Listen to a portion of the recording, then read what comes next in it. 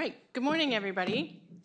It is 10:06 a.m. on, I don't even know, Saturday, March 15th. We're on a Saturday. It's got me off my game. We are here in the Nashua boardroom for a deep dive into the Nashua budget for FY 25-26. For those of you who have driven out here to sit with us, there are snacks and coffee to courtesy of the superintendent, which was really kind of him. I think Ms. Bishop had something to say, and then do you want to do the roll first or after? You can do the roll first. All right, so if Ms. Lampier can do the roll, and then I'll hand it over to Ms. Bishop. Okay. All right. So Ms. Starling is not here. I'm here. Ms. Raymond. I'm here. Ms. Print. Here. Mr. Claffey is not here. Mr. Here at 11:30. Oh, he'll be here at 11:30. Mr. Johnson. Here. Ms. Daniels-Williams. Here. Ms. Gilio. Here. I moved down because I couldn't see the board from way down there. That's okay. And Ms. Bishop. Here. And we also have our student board member here. Could you say your name, please? Shrey Shah. Okay. And we have Dr. Andre, Mr. Posca, Mr. Gray, Dr. Scarpati. thank you, Dr. Scarpati, thank you. Okay. So I just wanted to, the deep dive today is to talk about the presentation that the district is going to be giving us. We have another meeting on March 31st to workshop it. So we're going to go home, we're going to absorb everything that they say today, and then on the 31st, we're going to come back and have a discussion about what we saw. So we can have questions ready, we can reach out to administration about maybe, is this an option or is this an option, or just give them time, and then we'll have that conversation later. We're going to come back on April 2nd for the public hearing. I have a feeling we're going to have a lot of input, so I've requested that we have another meeting on April 3rd for the vote. Normally, we vote right after the public hearing, but given the gravity of what we're going to be talking about today, I think we should probably absorb the public comment and the public hearing before we come back and make a vote. So I just wanted to outline that. It is Saturday morning, and this is not my greatest time, so I'll probably actually be quiet today. Okay, thank you guys for letting me steal a couple minutes from Heather. No problem. I kind of figured that was the case because there's a lot here, and we kind of condensed some of the presentations this year. So I think it's a good idea that we not try and solve all of the challenges in one marathon session on a Saturday. Yeah. So, Dr. Andre, you have a PowerPoint for us that we have in person today because we don't have it on our computers. Does anyone not have one? All right. Do you have any extras? Right in the back. Are they in the book, in the bag? No, I can't drink out of that. I'm not one kid. Great. Anybody else? No, I think that's good. Do we have enough for anybody who wants one in the audience or no? Probably not enough, but thank you so much. There we go. We can just put them next to the coffee. People can figure it out. I haven't even drank it yet. All right. All right, thanks, Ms. Raymond. So I want to thank everyone for coming out on a Saturday morning. I think it's a good opportunity, sometimes a little fresher in the morning, to have a conversation. The purpose of today is really to dive a little deeper into the numbers. When we present a budget every year and it's 131 million, you include benefits, it's close to 200 million. Those are huge numbers.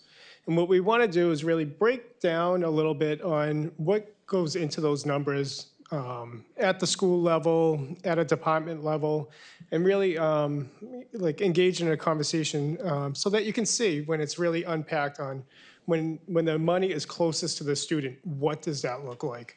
And also, what constitutes our budget? What's the percentage of how much is around in labor, how much is transportation, how much is out-of-district tuitions, and have those conversations. And again, today, really to take a little time, ask some questions there, and really see what some of the constraints are in our budget. So I'm really looking forward to an engaging conversation today about our budget. And again, to Ms. Bishop's point, we're not looking to solve the issue today. It's really about where we are right now. What does the current constraint around a 3% increase look like? And then we still have a couple weeks to massage what the budget's recommendation is going to be at the end of March. So just a little background, Nashua at a glance, we're 18 schools, 12 elementary, 3 middle, 2 high, and 1 alternate school. As of October 1st of this year, we're at 9,700 students. We have 1,956 teachers plus 90 on grant funded. You can see our cost per pupil, our amount of free and reduced lunch at 44%. We have 21% of ELL students. It's 2,032 students, not the year 2032. It took us a couple times of looking at it quickly. And our special education students is roughly around 23% or 2,200 students. And I think that's, we'll get back to those numbers a little later, but that's really important. We also have to always remember why our schools are a worthy return on the investment. Some of our accomplishments in 2024, we had 65% of our students attend college, over 125 colleges and universities throughout the country. 18% of our students attended a 2-year program. 2.5% of our graduates joined the military. 26 sought employment, and 6 were undecided. Other major accomplishments, and we've been celebrating them throughout the year, is our jazz band. Sunset Heights won an award for student growth. We won a female diversity award. We had recycled percussions visiting our schools, our middle school basketball championship. We won a Sansum Solve for Tomorrow. I couldn't say it the first time, I still can't say it. Our chorus program has won numerous awards. We have empty bowls at our high schools, our middle school unified basketball. Just recently, we announced our Athletic Hall of Fame. We have a Choral Director of the Year, and we also have the New Hampshire Nurse of the Year. So we have to remember that these are only a few, the amount of accomplishments that happen day in and day out in our district. Next. The key initiatives, we've been talking about this the last year, and it'll continue next year. We have to strengthen our Tier 1 instruction around our curriculum, instruction, and assessments. Next, at the end of the month, we'll be recommending a vendor to engage with our strategic planning of what does the district look like over the next 5 years. We need to broaden our community engagement. We've been working on enhancing our ELL instruction and support, and really about the empowerment and collaboration throughout the district. So back to our students, over the last 10 years, you can see the change in our population. In 2014, 2015, we had roughly 11,488 students. In 2024, 25, we're down to 9,701. That yellow line is the amount of FTEs, of how many teachers we had during that time. So in 2014, 2015, we had 991 FTEs. This current year, we have 969. And where people will ask, if you lost 2,000 students, why do you have the same amount of teachers? In the previous slide, thanks. Here you can see the change in the demographics, where we see in 2014, we roughly had about 1,100 ELL students. Today, we have roughly 2,032. We also saw our special education students population grow from 1,856 to 2,201. So while our overall student enrollment is dropping, the supports needed for our ELL and special education students has changed. A question came up that we need to look at in our budget is our elementary class sizes. We had a lot of conversations last year on our elementary class sizes. And as you can see, we're in really good shape at the elementary level. Most class sizes are around high teens, low 20s. And as we present our budget this year, we'll maintain those numbers. There's really only a class here or there that we would adjust. You can see, say, a Fairgrounds Elementary School is currently 10.8 students in the kindergarten. When they move to first grade, there could be an adjustment there. So there's really not, we did a good job last year, I believe, in really making sure that our elementary class sizes were balanced, and we'll do so moving forward. Again, this is the projection for this year. You can see, again, it's 18, 19s, 20s. There's really not, there's a Mount Pleasant we still need to look at. There's currently 28 students in that class, but we'll continue to monitor that. That's our highest, but for the most part, our class sizes at the elementary school are where we need to be. If we go to the middle school, this is our current middle school enrollment with our class sizes. So the first column is the amount of students in the grade level. And then the middle column is the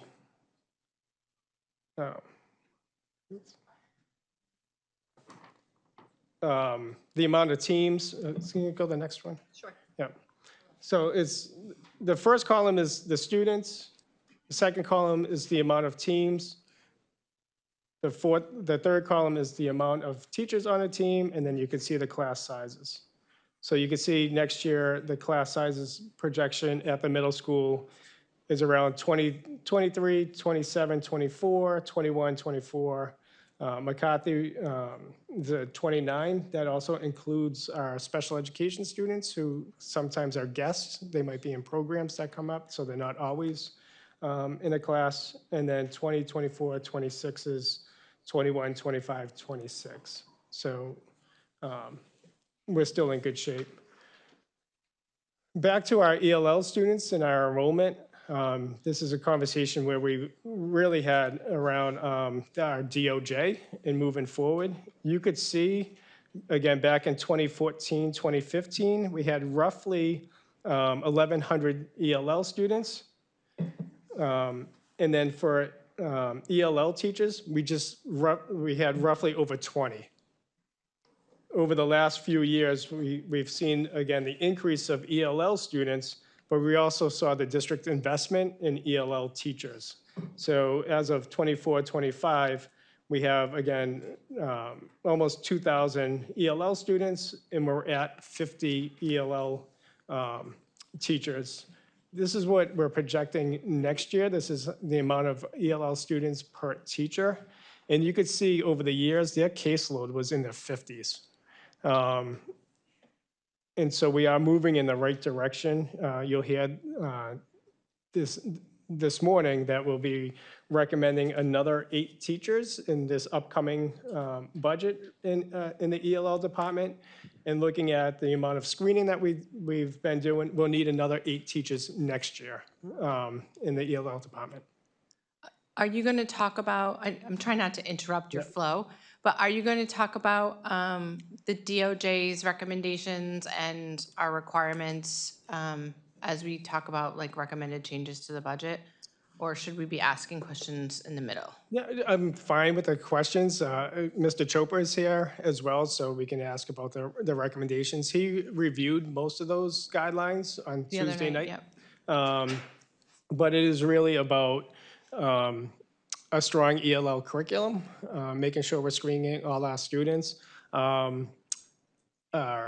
The contact, the number of units that our ELL students are receiving that they're entitled to. With not enough FTEs, ELL teachers, the students haven't been receiving the proper amount of ELL instruction. So we're at a much better place today than we were a number of years ago. We had a good conversation actually yesterday with the DOJ, and they're really happy with the progress that we're making. The amount of screening, the data cleanup, locating all of student files, making contacts with the families. As you recall, we hired 12 family engagement coordinators last year. That'll continue. So we are making the right progress. They're happy with the curriculum development. And then we're still required to do 10 hours of ELL professional development each year. So we are making, I think, significant progress with the Department of Justice. Okay. And they will be visiting us second week of April. Oh, They'll be great. here, yeah. To give a presentation to us or to visit the district? They will be visiting the district. Unlike last year, they're not asking for a community event. But if we want some time with them, I'm sure they'll be happy to talk with you.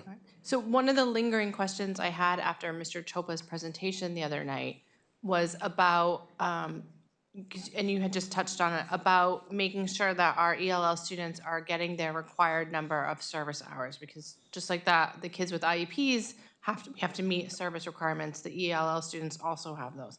You said we're getting better. Are we still missing hours? There's a few students, again, I give kudos to our ELL administration, Mr. Chopa, Ms. Booton, and Putnam.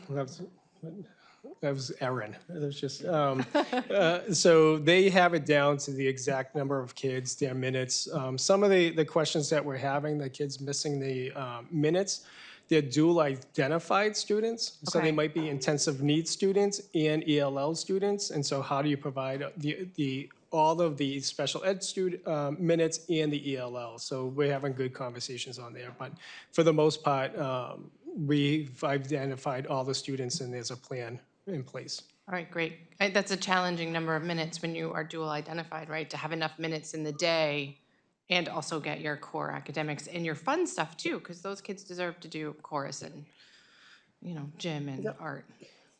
So, So really, again, the premise of those slides were, again, how many teachers do we have, the change in population. There's been a lot of questions, again, around if we had 11,000 students and now we're at 97, why is our budget always going up?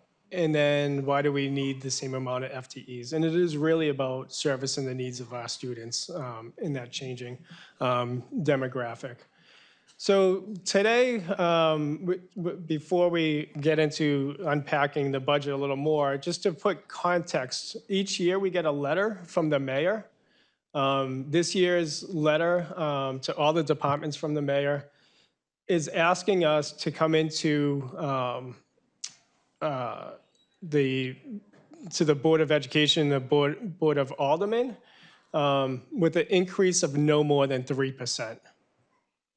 And so what we want to actually do today is show you and the public what does an increase of 3% actually mean and how much money that is.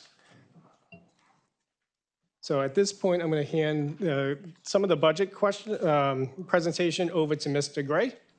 All right. Thank you, Dr. Andrade.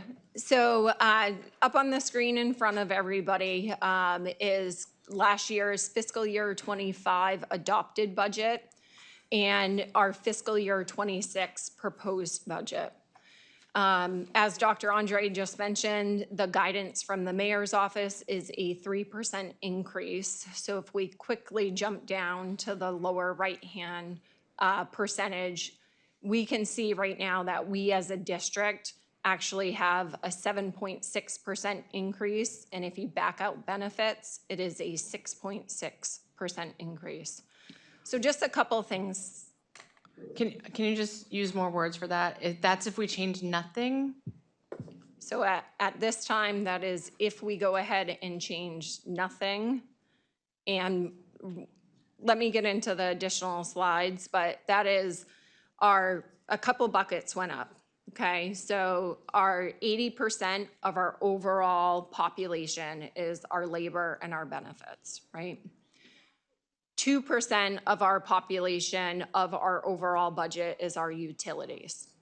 6% is transportation, 3% is out-of-district tuition, 2% is our pupil support services related to special education, and then everything else, electricity, heat, educational supplies, et cetera, is 5% of the budget. If I may, I think the number that speaks out on this page is the transportation line. There's a change of 21.9% increase in transportation with the new contract. It's $1.9 million increase over last year. That's not giving us new buses, right? That's just doing exactly what we're doing this year. Correct. Okay. Yep, we just went out for an RFP. We did receive the RFP back. We'll be coming to finance and ops in the next month or so to discuss that. But to Dr. Andrade's point, it is a roughly 22% increase for transportation next year, if we do nothing and keep everything the same. Okay. Just one other thing to go ahead and point out, the other pretty big substantial increase, our tuition out of district population, and then also our pupil support services. Do you have slides for those?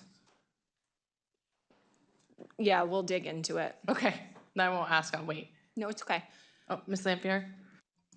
The transportation number, the increase of 1.9 million, does that include all transportation, including special education? That is every single piece of transportation we as a district are responsible for. It's our regular buses, and I have a slide a little later for transportation specific, but it's our special education transportation, it's our out-of-district transportation, it's our athletic programs, it's CTE busing, it's midday runs, it's everything related to transportation. All right, thank you. All right, so this next slide here, sorry, was there a question? Yeah, I just wanted you to go back one more, because you touched on out of district is going up 8%, but special education pupil support services is 65% increase, which is another almost $2 million. That's right? That doesn't look accurate. So if we look at fiscal year 25's budget, it was 4.1 million. Yeah. Fiscal year 26 budget is 4.7. Those numbers up there are incorrect in Okay. the sense of the 65% change. The math doesn't math correctly up there. Okay, but the rest of it's right. Yeah, so there's the next slide that I'll pop to now has the out-of-district tuition on it and the contract services, which is that pupil support services. That's going up $1 million this year. Okay, thank you. Yep. Because I see it now. Oh, I'm sorry, Mr. Shaw? Hi, Ms. I didn't Raymond. see you. I was blinded by numbers. That's okay. Yeah, Ms. Raymond, I just did the math. It's more of a 14% increase rather than a 65% increase. If that, yeah. All right, so looking at this next slide, so on the left-hand side, we have fiscal year 25 budget. So we have what our adopted budget was. We did a small adjustment last year after it went through the Board of Education and the Board of Aldermen for approval. And then on the left-hand side, that third bucket down, that is our base budget. So we have $131 million without benefits. Major increases this year for fiscal year 26. As we just talked, transportation is going up roughly 22% at $1.9 million. We need to hire 8 ELL teachers. That's roughly $565,000. And then tuition out of district and special education contract services, our OT, PT services, we're adding an extra $1 million there. It's kind of a 50-50 split, $500,000 between both. So then if we move over to the right-hand side and look at our proposed budget. So if we go ahead and come in at a proposed budget of 3% based off of the mayor's guidance and recommendation, that means we could increase our budget by $3.9 million. If we go ahead and back out those major increases we just discussed that were 3.5 million, that last box on the right-hand side, that gives us only $374,000 to deal with any increases related to utilities, to deal with any increases related to our contract negotiations that are out there, anything whatsoever that might pop up that are unexpected. And just to be clear, the major increases, the transportation, the English language learner teachers, and the special ed, these are things that are required by law, and we don't have any say on any, like, there's no wiggling there, right? That is correct. Okay. Well, that's scary. Ms. Daniels-Williams? So I have a question. So if we stay at the 3% and we have the 34,393, will we be able to pull from the special revenue or anything that we normally do that we're going to do this year for anything that comes up? Because this will carry the nuts and bolts. Yes, so we are going to walk through some scenarios of what can we truly do to get to that 3% if the 3% is where we need to go. I will explain more of the special revenue. I will go ahead and explain more what we're thinking we would propose putting into special revenue for fiscal year 26. Go. Ms. Raymond, were you going to say something? No, I've been paying attention to other districts and where they've landed, and I know there's been a couple of districts in New Hampshire where, they've had, a high-needs student come in, or they've had their roof be broken, like in Londonderry, or some other, $500,000 to $1 million unexpected expense happen, and it's blown up their reserves. And so the 374, with the uncertainty in natural gas prices and electrical prices and everything else, makes me really nervous. It sounds like a lot of money for a household, but for a budget this size, it's really scary. So we'll talk, Right? Will we be able to, my question is for Mr. Gray, will we be able to go back, say that happens, we get 10 new students that kind of blow up our special education pupil support services line, right? Will we be able to go back and ask as we have in the past? Yep, so when we take you through kind of some scenario planning, as I'm going to call it, we have gone ahead and already dipped into some of those special revenue accounts that you're talking about.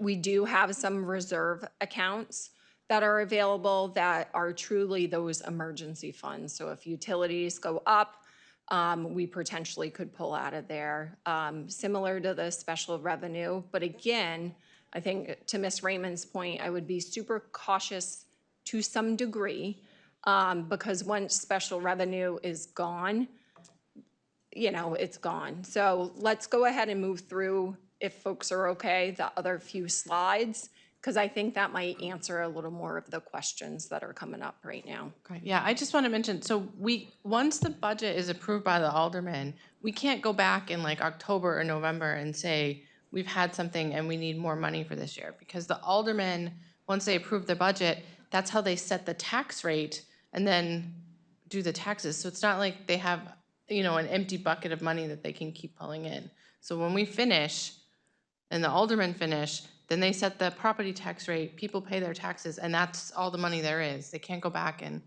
tax people more halfway through the year. So, Ready?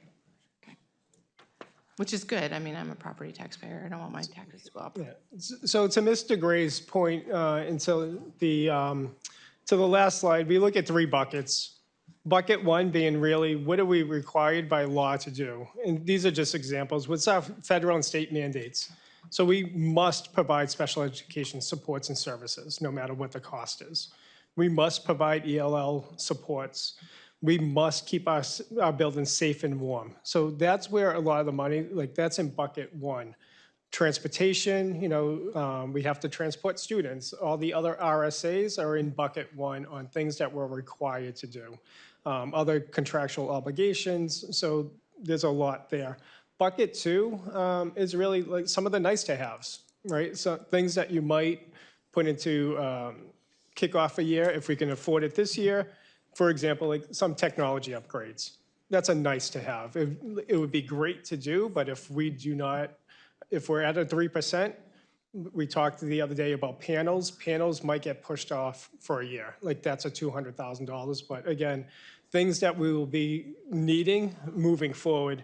And then bucket three is more like that last kind of wish list. If we had things like, are we going to be innovative? Can we, upgrade in different areas around flexible furniture or, different types of innovative kind of pathways, and that's kind of that wish list. So when we met with all the department heads and the building principals, we asked them to put things in 3 different buckets. Bucket 1 being the things that we're absolutely required to do. That, again, state and federal mandates, some contractual obligations, and then bucket 2 and 3 on if we get more than 3%, if we get, a 4%, what ends up in those buckets, so that when someone says, hey, we're going to give you a 4.5, we have a list of things already listed that we would add back into the budget. All right, so we thought it would be helpful to go ahead and just show a couple examples of what our schools actually get from an operating budget standpoint. So Ledge Street School for next year is going to receive $42,629,000 to run their building. So this is everything related to educational supplies for their building, any books, any media, any office equipment for their particular school. The next slide we have is McCarthy. So McCarthy gets next year, based off of student enrollment, student count, and a percentage, they will receive $98,000 to go ahead and run their building. So I think, and I'll let Dr. Andre hop in here, really the point of sharing Ledge Street and McCarthy just as examples were to be able to see, unfortunately, our schools are a very small amount of this budget in the sense of what they get to operate their buildings. Dr. Andre, go ahead. No, you hit exactly the point, right? So 2 slides ago, we're saying it's $131 million, right? Where can you take money from? If I'm Mr. Miller or Dr. Esparza, I have $42,000. I have $96,000. In educational supply line, right? So when we look at, if we put everything up, you might see in the district budget, $100,000 or $200,000 in educational supplies. And you're like, oh, we can take 3% from that. But when you're at McCarthy or you're at Ledge Street, can you go back 1 slide? Yep. If you look at Ledge Street, their ed supply line in art is $1,400. There's not a lot to cut from an ed supply line at a school level. When you aggregate it all up and you say it's, a couple $100,000, can you take $5,000, $10,000, $15,000 from there? The impact is going to be at Ledge Street, where they're not getting $1,400. They might get $1,000. And what does that mean for our students? So really, I don't think we've unpacked all the way down to what does Mr. Miller control. $42,000 into a $131 million budget is not a lot of money, but it is very impactful to our students. Can you give us a little bit more details about, like, what is educational supplies? Like, what are the things that they're using that money to buy? So are we that literally talking about pencils? Yep, so that is everything related to paper, copies, pencils, crayons, markers, whiteboard erasers, anything that they need for their classroom. To Dr. Andre's point, educational supplies for the art room might be some paint, might be some clay, anything they are physically using to educate our students. So to Dr. Andre's point, this of all areas is not an area that we can cut that will impact the budget. I'm trying to wrap my mind around this as someone who loves art and knows how expensive even the, the Crayola version of art supplies are, how someone could equip, how many students are in Lead Street? 300? Almost 400 students with enough art supplies to do 180 days of art for $1,400. Because a lot of that stuff is, it's going to be worn out by the end of the year. You can't use markers for 400 children. I think my kids spent that much on slime when they were making slime. Right? That's mind-boggling. All right. Anybody else have questions? Mr. Shaw? Yeah, my question is, why is the proposed budget and the actual expenses differing so much? For example, if you go down to the laundry and cleaning services from 2023, it says that the proposed budget was $80, but the actual budget was $800. Can you shed some insight on that? Yep. So the examples up there from a proposed budget, which is us going ahead and planning 6 months, sometimes 5-6 months in advance, to say each school, here's your overall budget. Where do you anticipate those costs coming? And then your actual cost, of course, is exactly what they needed to go ahead and spend that money on. From a laundry and cleaning services, that one's a little unique. I don't think most of our schools actually have that set up as a line item. Once we dug into that $800 expense back in 2023, a couple of years ago, we did find that most of it was some of the cleaning services and stuff that they had to do for the school. Okay, yeah, thank you. That was just an example, but it makes sense. All right, the next slide that we have that we wanted to share is our Nashua school funding source spreadsheet. So this is for fiscal year 25. So from a high level standpoint, again, as we mentioned, our operating budget is $131 million. Benefits in pension and FICA for our employees are roughly $51 million. We get about $12 million, 12.5 in grant money. So we do get quite a bit of grant money here in Nashua. That is everything related to Title I, our IDEA, special education grants, some of the money for our Title II, Title III, and Title IV, and then our 21st Century program as well. Our bonded debt and annual principal and interest is about $10 million. Our special revenue funds had a balance of roughly $5 million, and then revenue to offset cost is about $58 million. And that is the revenue that we do receive in from the state of New Hampshire. Folks might be familiar with adequacy aid. That's what's baked into your revenue. This next slide, and I think Ms. Lanphier was asking about it, related to transportation. So as we shared earlier, transportation is going up about 22%. Our current daily rate to have a bus on the road per day is currently sitting at $405.67. That new rate is going up to $482.75 based off of the new RFP that we received. That's per bus. That is per bus. Yep. So we pay, from a transportation standpoint, we pay a daily rate, no matter if there are 10 kids on the bus or there are 75 kiddos on the bus. It is a daily rate for special education and for regular transportation. Does that include the buses that run between the high schools and between, because we partner with Alverne for CTE, right? So if someone's doing a vet tech, does that count that too? Yep, so you would see up there, there's a small additional cost for the shuttle buses or any late buses. Okay. Midday runs, there's a slightly different cost as well.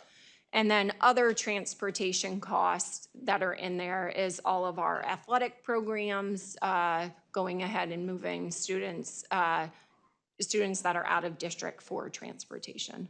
Dr. Andre, did you want to say something?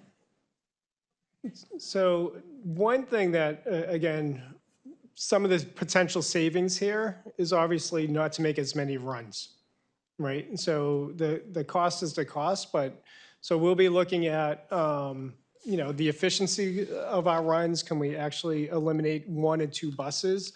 Our buses, the runs are set up efficiently. They might not be running efficiently, but on paper, but we are looking at the total number of runs, again, the locations, how long the runs are. So we may be able to take 1 or 2 buses off the road next year, but it's $80,000 a bus, right? It's not $1.9 million if we take 3 buses off the road or 2 buses off the road. I also want to mention that we're responsible to transport charter schools. And within here is also the amount of the cost of charter schools. Just to put a number on it, it's about $1.1 million for us to transport charter school students. And so we, again, I think we'll be working collaboratively with the charter schools over the next couple of weeks to see, are there any potential ways to actually reduce the amount of runs between the charter schools and the Nashua schools so that we can reduce this line? Are we also doing the private schools K-8 as well? Correct. So for Nashua, so we're doing our 18 schools, plus we're doing Max, Gates, and World Academy, and AS, Academy for Science and Design. Micro And- Society. Yeah, that's Max, and St. Chris. And do we do BG as well? The BG students go to the high school, and then there's one shuttle that gets shuttled Oh, that's not over. too bad. Yep. They just go, but we don't, so the BG students take the regular high school buses and then like a shuttle, one bus altogether from the high schools to BG. Why don't we do that for the charter schools? Like have them bus to their neighborhood school? So we're meeting with them in a couple of weeks to look at some various, so in Nashua students, we only transport for neighborhood schools, and if you have a variance, so we're looking at different options, so whether it's depot stops or a way to be more efficient. They also have different bell schedules than us, which actually, instead of our buses running 2 or 3 runs, they might be limited to 2 runs, but it's still going to cost us $482, whether the bus is making 2 runs or 3 runs. So we're looking for some efficiencies with the non-publics. Okay, go ahead, Ms. I have it's probably a very naive question, but regarding transportation, do we get any funding back from the feds or the state? No, we do not. I thought that was the answer, but I wanted to bring it up. Thank you. So just to clarify, the state gives us, I don't know, $4,100 per student. They give the charters $9,000 per student, but we transport all the charter kids at our cost out of that $4,100 per student. Okay, just wanted to make sure I understood the funding. Go ahead, Ms. Lampier. I remember this year you spoke some about out-of-district costs and cost sharing with other schools in the region. Is that kind of cost savings counted in this? So it is not. What you're referring to is our homeless population, our McKinney-Vento students. So we as a district and many other districts are doing a cost share initiative now from here on forward. So if we have a kiddo that is in Nashua or going to school in Nashua and is displaced, it is our federal requirement to go ahead and get them to and from school. So depending if they're in Manchester, we do go ahead and transport them down, and then we do a cost share with Manchester. Do we get a reasonable amount of money for that? Is it a significant amount? Or? So we can use title funding grants for a small portion of the homeless transportation.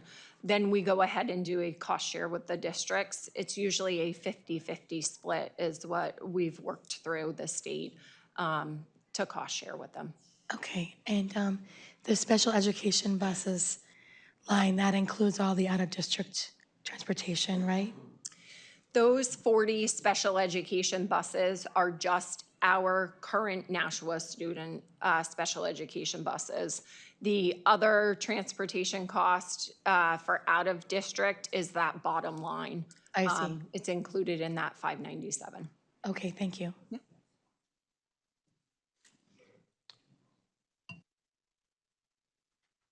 All right, I'm sorry, I had one more question. sure.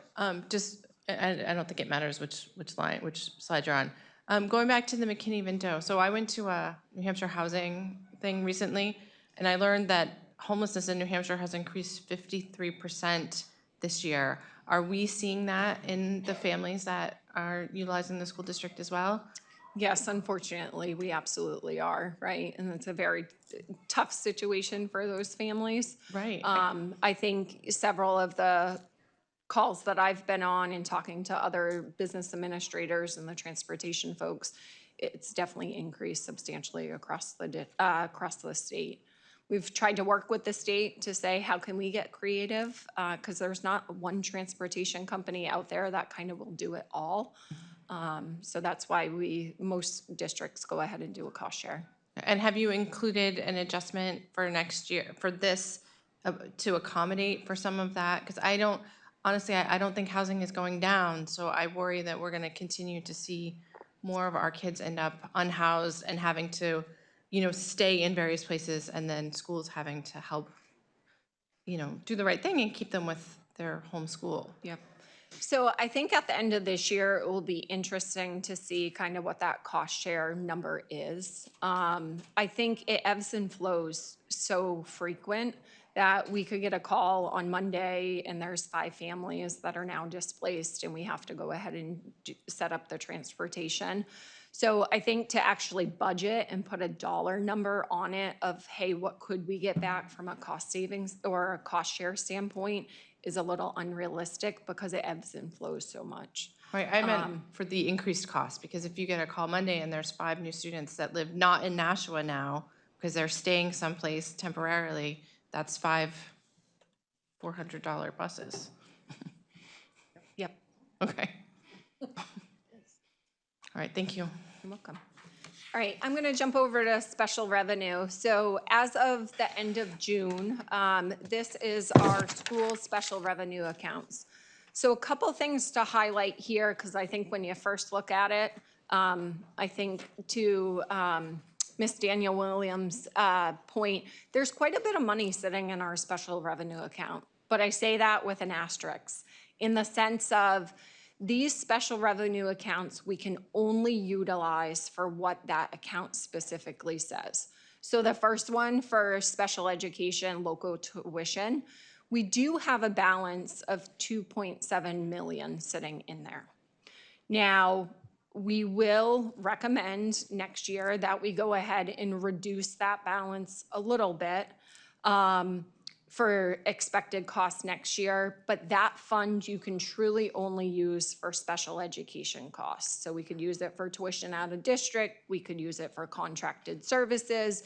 But again, once that money is gone, if you don't have enough revenue brought in year over year, you're gonna start to dwindle those balances. Where does the revenue for that come from? So the revenue for that one does come from our tuition in students for some of our programs that we do have at some of our schools. So some of our intensive needs programs, our Brentwood program. Brentwood Science of Learning. Yeah, so we have other districts sending students to Nashua because we have the facilities here to meet those students' needs, and they don't in their district. Oh, that's cool. Yeah, and to Mr. Gray's point, we can reduce this line, but we need to be careful that we're not creating a structural deficit. So, we can, with a healthy line item, even talking with the city a little bit, 1.5 to $2 million is kind of the buffer. So again, we'll reduce it a little bit this year, but we can't tap into it every year. or we're creating a structural deficit. Okay. Ms. Lampier, then Ms. Bishop, and if I'm having difficulty hearing, people can just, there's a lot going on in the building today. There's like I can't do the dancing extraneous. right outside that door and chatter. I'm just wondering if we could maybe, before our next meeting, we could see like a trending line, like what the movement is in, like this account in particular, over the last 5 or 10 years, so we can see how it's grown and shrunk and stuff. I think that would be helpful. Sure. Thank you. Yep, we can do a deeper dive into that for sure. Absolutely. I was just going to point out a couple other accounts, but I think, Is your question on that account? Yeah. I think Ms. Daniels-Williams, is your question on that account as well? Not on the special education. All right. I just had But on here. I'm assuming the contracted services that we need for our special education students would be able to be pulled from that special education tuition bucket.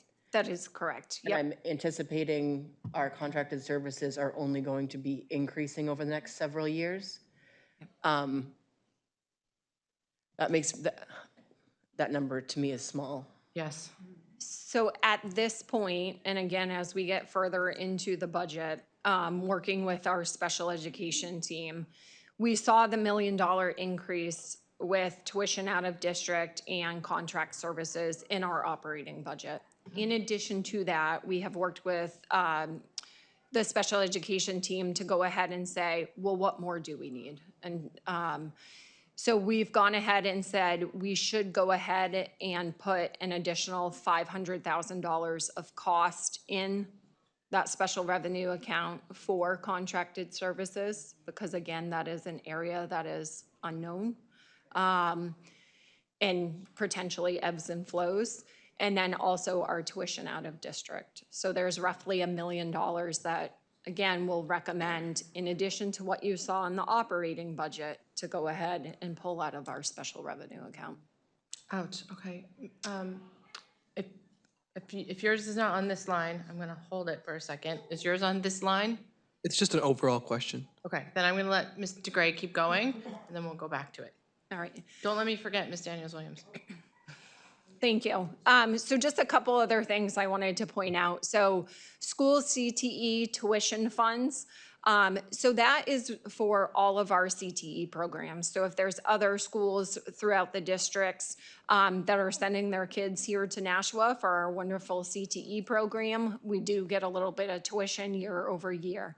Now that account is specifically used for the CTE program only. So if an oven goes, or they need clay, or they need some building materials for one of their programs, this is their special revenue account that they're able to pull out of directly. So again, special revenue is truly only set up for a specific purpose, and you can only use those funds for that purpose. We couldn't go ahead and transfer the money out of one of these accounts into wages or into transportation or somewhere else that we needed it. Did someone have a question on the CTE? I do. So one of my concerns is the tuition costs that we bring in are paid for by other districts who are also probably feeling budget constraints as well. Is it responsible to depend on tuition subsidies from other districts when they could possibly have to cut their funding and what they send to us? Yeah, I think, again, where it's an unknown, to Dr. Andre's point and mine earlier, we got to be cautious with these special revenue accounts because nothing's guaranteed. And when we go ahead and budget these year over year, we truly say, what are we anticipating from a tuition revenue standpoint coming in? What are we anticipating our expenses being? And as we're going through budget right now, we're roughly 4 to 5, 6 months ahead of when those costs go ahead and hit our budget. So I would just, we've looked at trends, but again, you kind of never know if something does either increase or decrease. It just makes me very nervous to build a budget on line items that we have no control over. So I would hate to look at this as any part of our foundation to build scaffolding on, so Absolutely. I Yeah. would just like to leave that alone. I agree. Although, you don't have any cuts to CTE, because we have the biggest program in the state for CTE between our two high schools, which is an amazing, amazing thing that we've done here in Nashua. Are you asking to cut anything from CTE? The only aspects around CTE changes, it depends on the amount of subscriptions from student enrollment. So there's not a plan cut unless it's low enrollment. Got it. So we're not like saying we worked hard to build machining, but we're just going to get rid of it now, right? Okay. It depends on what the kids are wanting to take for classes. That makes sense. That should be responsive. Okay. Mr. Shaw?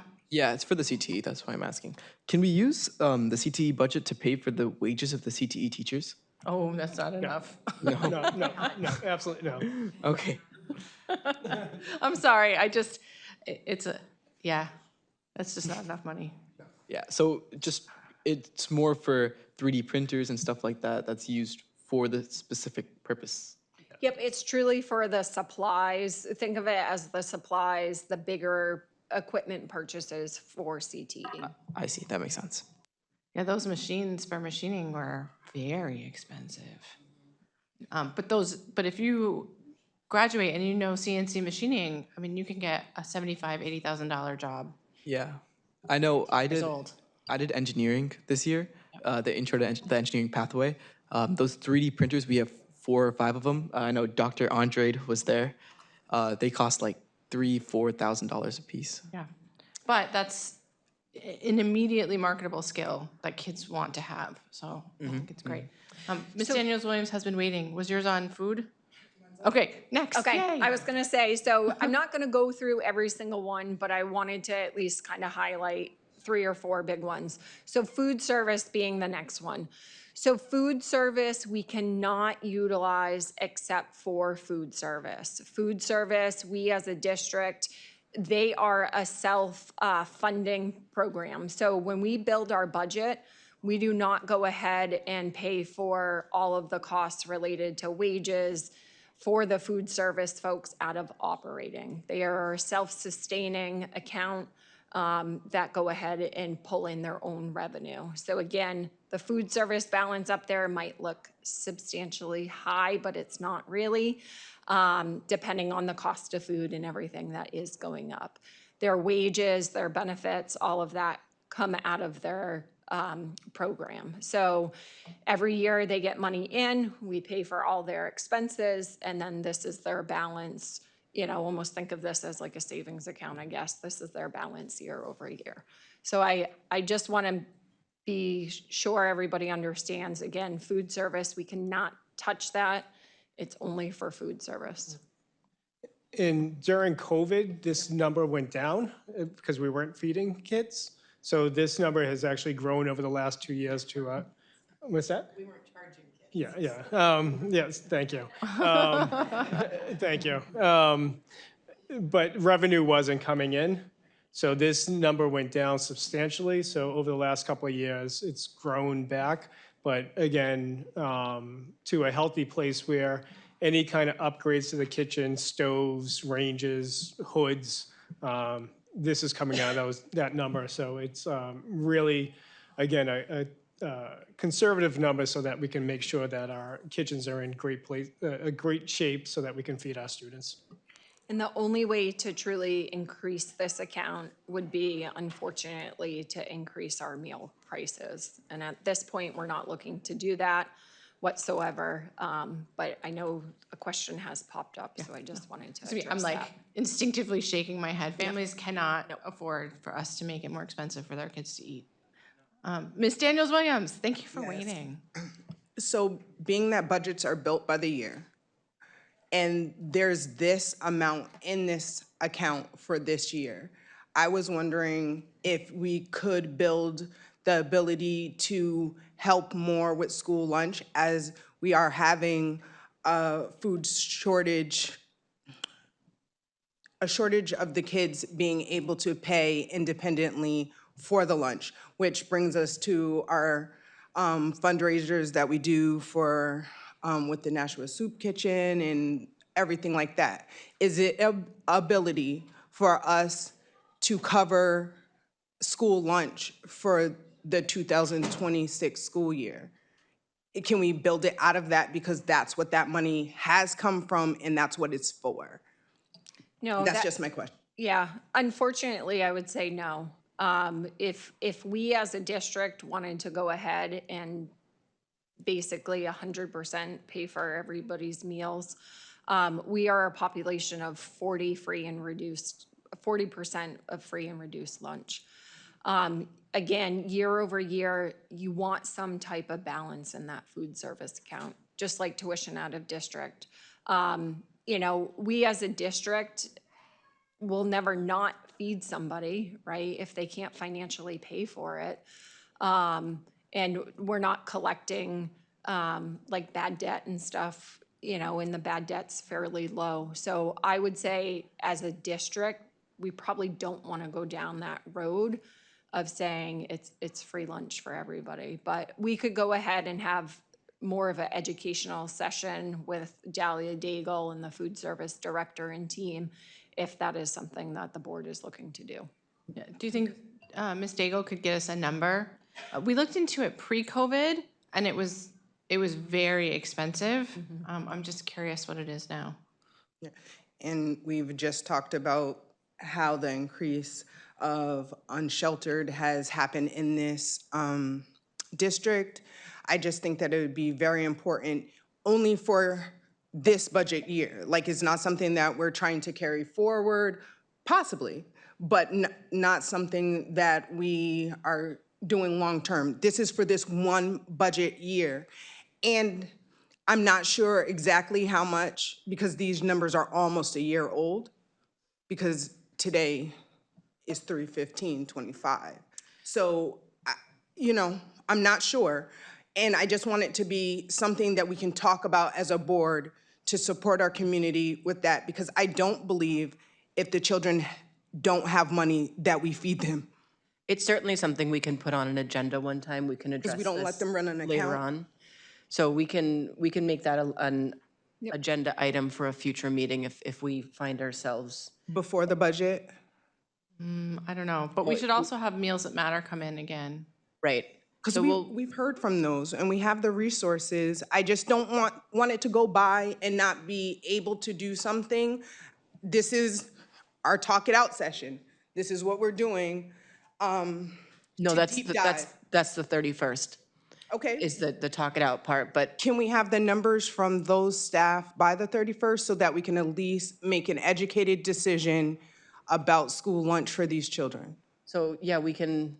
Yeah, we how much can get would a it number. cost to feed every student? Just for 1 year. Yep, we can get those numbers. Yep. Ms. Lampier? So my question is kind of almost the opposite of Ms. Daniels-Williams. With all the cuts at the federal government level that we've been hearing about, can we, if we need to, can we use some of this money to actually buy food? Yes, we can, because Okay. it's the food service special revenue account. All right, that's Absolutely. great, thank you. I don't know how far that would go, probably not that far, but it's nice to know there's a little bit there for that. All right, so I'm going to move past this slide. You know, again, just to reiterate, special revenue accounts are raised for a specific purpose and based off of the fund that is the specific purpose that we do need to go ahead and use that money for. Can I ask one more question about that? Not necessarily that screen, but one of the line items is the summer school program. We are still having summer school, right? We haven't had any. I know we had an issue with the Power Scholars because that was Title I funding that got cut. What's going on with those? Power Scholars is still running. Oh, yay. Yeah, it ran last year, it'll continue to run this year. Mr. Posca just actually had a meeting last week. So Power Scholars will continue to run. Oh, that makes me so The happy. summer school, some of that is the tuition at the high school for Oh, for the credits. summer school, for the extended program. Okay, thank you. I appreciate the clarification. Mr. Shaw? Yeah, I also have a question about summer school. We don't have to pay for the charter schools' summer programs that they do, or no? That's their okay. Just making sure. All right, so at this time, we thought, I'm going to share one other just quick slide, and then we'll jump here. I'm just going to go to the percentages. So we just wanted to show our overall operating budget increase percentages year over year, what was originally requested by the superintendent and the Board of Education, and then what actually went ahead and was approved by the Board of Aldermen last year. So as we can see, year over year, it's roughly been right around 3%. Last year, we had an increase of 4.49%, and in fiscal year '23, same thing, we had just over a 4% increase. Can you tease that out a little bit? Because I was here back in those days of 2% and sometimes less than 2% increases. But I don't remember prior to COVID, years where the superintendent would come to us and say, busing has gone up, $2 million. We did have a couple years where there were unexpected out-of-district costs, but I don't remember special education going up that much in 1 year until like the COVID times. Is that just like me misremembering? No, I think you're recalling correctly. Even prior to this year, we had a 5-year contract with the transportation company. So, at the end of the month, we'll sign the RFP or the contract for a student. We'll have the cost for the next 5 years. It's going up $10 million to $13 million over the next 5 years. That's a lot. Right. So we would have to budget for that. So you would kind of see it baked in. Out-of-district tuitions, the other night, Mr. Alexander showed just the tuition rate for some of the receiving schools, and they're going up double and triple. So I remember some of them were like $500-600 a day. yeah, correct. So the expenses have gone up a lot from fiscal year 17 to this past year.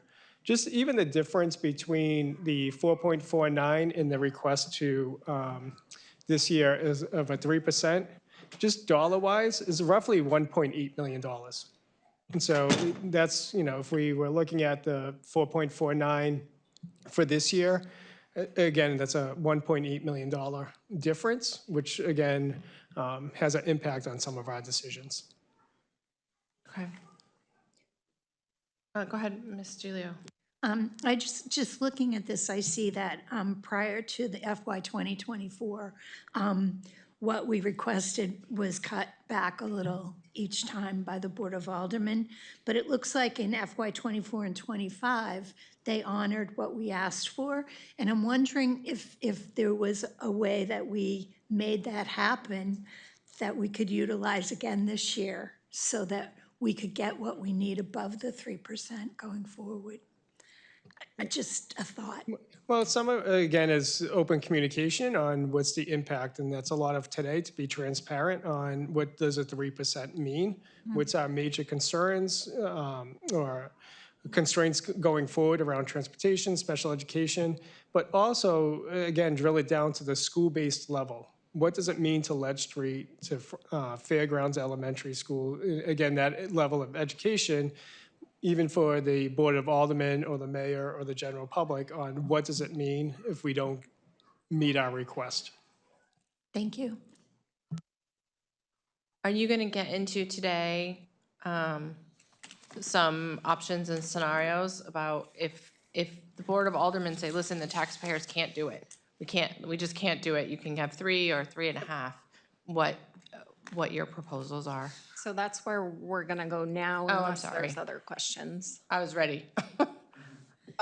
Just jumping off of that is, even those last years last year we asked for more than what the city requested us to provide. The year before, we asked a little bit more than what the city requested us to provide. But those numbers still were not what we needed. So even though we're asking the Board of Aldermen for a little bit more than what they've requested us to do, we're still cutting our budget by like 2-3% what we've needed year after year. Correct. So even for last year, we requested 4.49, received the 4.49, Right, but we needed like 6%, right, 6 to 7%. Yeah. Right, so we still cut a little more. You saw this, one of our first slides, Mr. DeGray looked at, was a 6 point something percent increase or 7 with benefits. Right. So it's, that's just, again, with the new requests and rolling everything over for next year. So we're really looking for a 6.5. We know we're not, Right, I don't think it would behoove us as a Board of Educations to be requesting the full 6.5. I think that's a major ask, but the 3% is going to be very, very difficult.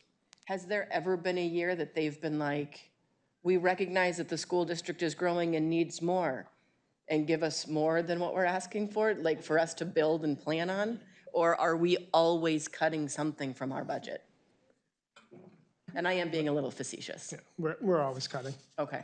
I think everybody's doing that, right? As the cost per pupil goes up, but every Right. district is having cuts. Do you remember from last year what we cut? I know there were some teacher layoffs because there was some restructuring of what kinds of teachers that we were needing. And if you don't, off the top of your head, can you let us know? I can give you that list on the 31st. Okay, thank you. Go ahead, Ms. Daniels-Williams. I'm gonna wait till after Mr. Gray does this. Okay. All right, so just gonna swap screens real quick and go to our budget. Remember, we cut preschool. That's what we cut. Some teachers in preschool. That was All right. awful. So just from a high level standpoint, hopefully folks can see it up on the screen.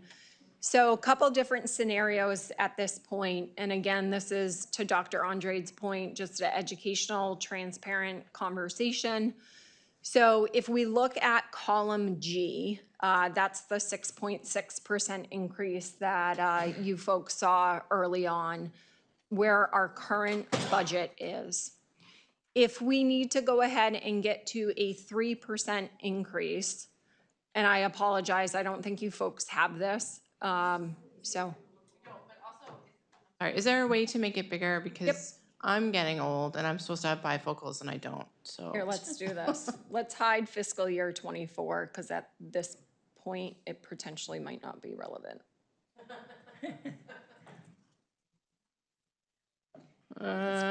Slightly better. Yeah, let me go a little more. I don't want to cut off column J is the I know, you problem. might have to scroll or something, All I right. don't know. Is that a little bit better? Yeah. Yes?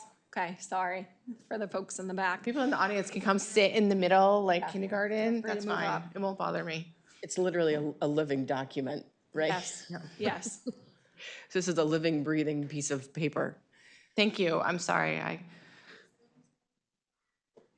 because she's literally working on it as we do it. Right. Because I want to see. I'm sorry. Yeah, go ahead. I know that let's do. Why don't I just take everybody through it? I'm gonna kind of point out a few things, and then we'll go ahead and kind of shrink the document so we can see where the potential cuts could be. I remember Mr. Donovan doing this in years past. So if we need to get to a 3% increase, Ms. Bishop, did you have a question? Sorry. No. Okay, sorry. But Ms. Daniels-Williams had one more thing, I think. Or no, it's on and off and I can't tell. It's just comparing the 24, 25. You, I mean, even just the first line, if we could look at that, because I think that that's like 6 million. You know what I mean? It was important. and just for your background, you received this form minus the cuts in your packet last week from Ms. Kinsella. Yep. So you just don't have lines G through J, but the overall, again, at the super high level, you received that document from Ms. Kinsella a week or 2 weeks ago. Was it in that email on the 7th that had Yes. like 15 attachments? correct. Yes. Oh, yeah, that was. It's posted online as well. Yep. And so for people who are watching on TV and it's posted online, it is not under our agenda items. There's a a tab for budget, right? There's a budget tab on the, I believe there's a budget tab on the website, and this is the summary page. Okay. The draft summary I had a hard page. time finding it online the other day, which was really embarrassing, as I was like, oh, it's really easy, here's where you go, and then I couldn't, so that was All right, cool. so in column H, it's a 3% increase. So essentially, again, this is a live document, but if it's a 3% increase compared to prior year, that means we need to come in at $134 million. As of right now, we unfortunately, in order to meet that 3% requirement, we would need to go ahead and remove $4.7 million. Let me point out a couple high-level items of change year over year, which folks can probably see in column F. So wages, full-time, part-time, the 51s, those are all of our wages. Again, everything related to what we pay people. 80% of this overall budget is our wages and our labor and our people. The 52 section is our benefits. As you can see, the benefits are blank right now because, again, the city goes ahead and pays for those. That does not get included in our 3%. Just a couple other major changes to kind of point out. So contract services here on line 30. We can see that it's gone up, or the recommendation is to increase this line by $631,000. Contract services is everything contract service related as a district. So this is a high-level district roll-up. Major changes this year is the $500,000 that we added in for our special education department. That's the reason why you're seeing such a substantial increase there. I'm just gonna point out like substantial increases, and then I'll go through the scenario planning. Electricity went up $100,000. Like everything, we're hearing a rise of an increase. So $100,000 is what is currently sitting in the proposed budget. A couple other high-level items to point out, as we've talked about probably almost too much at this point. Transportation going up $1.9 million. Again, there's your 22% increase, and all transportation related. The next increase, whoops, don't want to do that. The next increase, tuition out of district, another $500,000 there, is the change this year. Is that enough? Because I feel like we're already, I think we were spending more this year than $6 million. Yep, so in fiscal year '24, we roughly spent out of operating, never mind out of special revenue, but out of operating, we spent about $5.9 million. So looking at current trend, the recommendation is to go ahead and increase tuition out of district to $6.5 million next year. And then, was it the year before last that we spent 7 million? Maybe I've got my numbers confused. I'm trying to remember from Monday night. Yeah, and as we get closer to kind of the forecasting time of year, which is April, in finance and ops, I'll start to go ahead and have some type of forecast of what I think based off of invoicing what tuition out of district for this fiscal year could be. Okay. Okay. One other thing to point out, so there is roughly $182,000 of books that are built into the 61 accounts this year. As we heard on Tuesday night during the presentation from curriculum, that is the curriculum cost for social studies books. The other line item to point out that is a substantial increase this year is computer equipment. Again, as we heard on Tuesday evening from Dr. Rodriguez, the touch panels are in this current budget as of now, because we are looking as a district from an IT technology plan to hopefully have some of those touch panels in a majority of our schools. So if we go ahead and look at how do we potentially cut 4.7 million? Here are some scenarios off to the side. So the numbers changed just because I went ahead and shrunk it. So everything that is in column J right now would equal that 4.7 million that we needed. So where it says to go 2.7 million, just ignore that for a second. It's again, because I went ahead and shrunk the screen. Unfortunately, we would need to go ahead and reduce $300,000 out of that contract service line that we talked about. We would reduce $300,000 out of contract service for the special education team. We would go ahead and move some of that to our special revenue account. But again, we already have roughly $1 million sitting in special revenue. And that is a line item that is kind of an unknown, right? It truly depends on what the special education services are. We would recommend to go ahead, or a scenario, not a recommendation, a scenario could be we would go ahead and remove $100,000 from electricity because that went up. We would go ahead and propose to take 2 buses off the road. Try to go ahead and maybe consolidate some routes together. It roughly costs us $80,000 a year to run 1 bus. So we would try to go ahead and take 1 bus or 2 buses one between special ed and regular transportation, but take 2 buses off the road. We would recommend, or a scenario could be, we take $300,000 out of tuition out of district. Again, we got to be cautious where year over year we've seen that line actually go over budget. We would go ahead and we potentially could remove the 182 for those social studies books. Did we hear what president is in those social study books? Because I remember, I don't know, I feel like it was Bush when my daughter took social studies last year.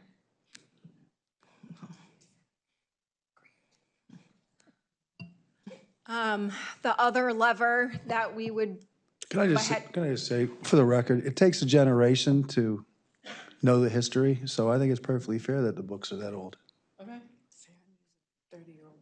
And I was using books. And you were a teacher, so we Yeah, can trust yeah, you I on mean, this. The history's not written yet, without, debate, so I can't believe I'm not saying I don't sympathize with social studies teachers at all, I'm just saying. I do. But we're not talking about economics books, we're talking about history books, right? Right. Is that fair, 25? Anyway, sorry, I just needed to say. No, it's okay.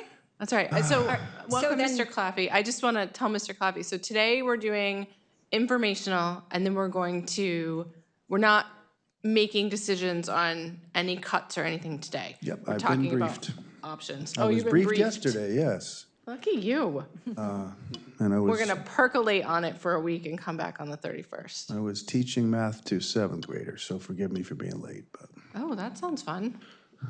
without books. Thanks. All right, so the next, Can I just, yep.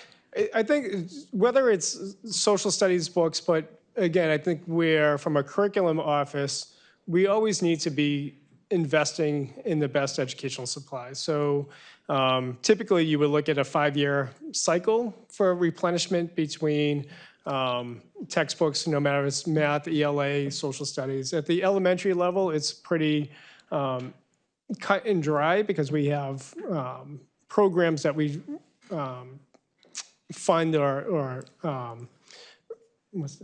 purchase every year. Thank you. So, but at the secondary level, it's these big items, but we still should be looking at the secondary level around $200,000 to $300,000 on what are the needs at the secondary level every year. And unfortunately, textbooks are expensive, and sometimes it gets kicked down. So whether it's social studies, it could be science, it could be math books, it could be ELA books, but we should be budgeting around $200,000 to $300,000 a year at the secondary level for textbook replacements. And may I? Go ahead, Mr. I would never choose a touchscreen over a teacher, over a position. However, as I said on Monday, we're behind other districts on this. And I do think that it would benefit students and teachers tremendously to make this investment. If it doesn't come at the expense of positions, which maybe we're in a zero-sum game. So the next 250,000 on there would be, we would go ahead and remove those touch panels that we talked about and do some type of a slower progression. So So, yeah, and so the last item, unfortunately, is when we look at personnel. And so the major cut, in order to meet the 3%, would be looking at our personnel. And in order to get there, it's roughly 70 positions throughout the district. That's teachers, paraeducators, administrators, secretaries. And that's, again, we're using a $50,000 figure because it could be higher, it could be lower. But just for the quick math, 70 positions times the 50 is roughly the $3.5 million.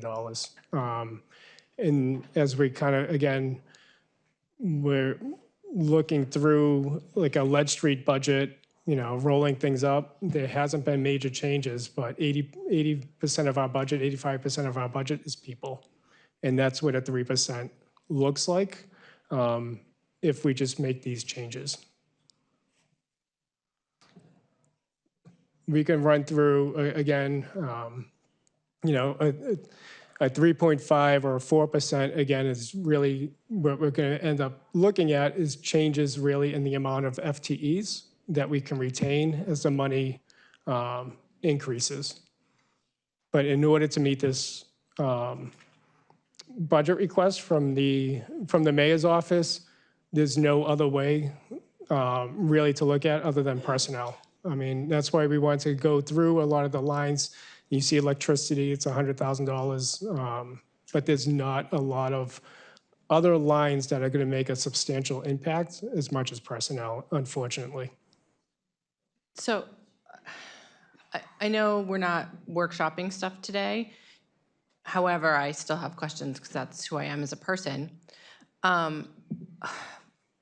What about consolidating buildings? I know I'm really hesitant to even bring it up because you showed that great slide earlier about how our teacher-to-student ratios are in really good places in most of our buildings. And I feel like some of them, like Bicentennial and Fairgrounds, are very full. Yeah. So, But others maybe not so much. Like, is it realistic to save money that way? I don't know. so if we, just rough numbers, so we did look at the numbers. We worked with Mr. Smith on what the plan ops side savings would be, again, eliminating some positions. But if we took one school, we consolidated one school, it's roughly $1.7 million savings. Okay. And how many teacher positions would that save? You're gonna do it live? Yep. Okay, she's gonna do math for us. I love it. But I just have another question too, if you don't mind. I just have a procedural question.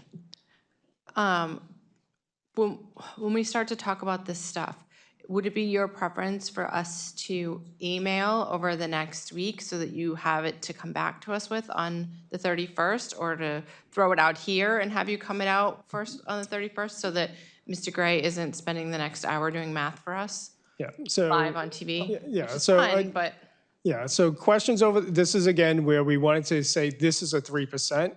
Over the next 2 weeks, we want your questions in.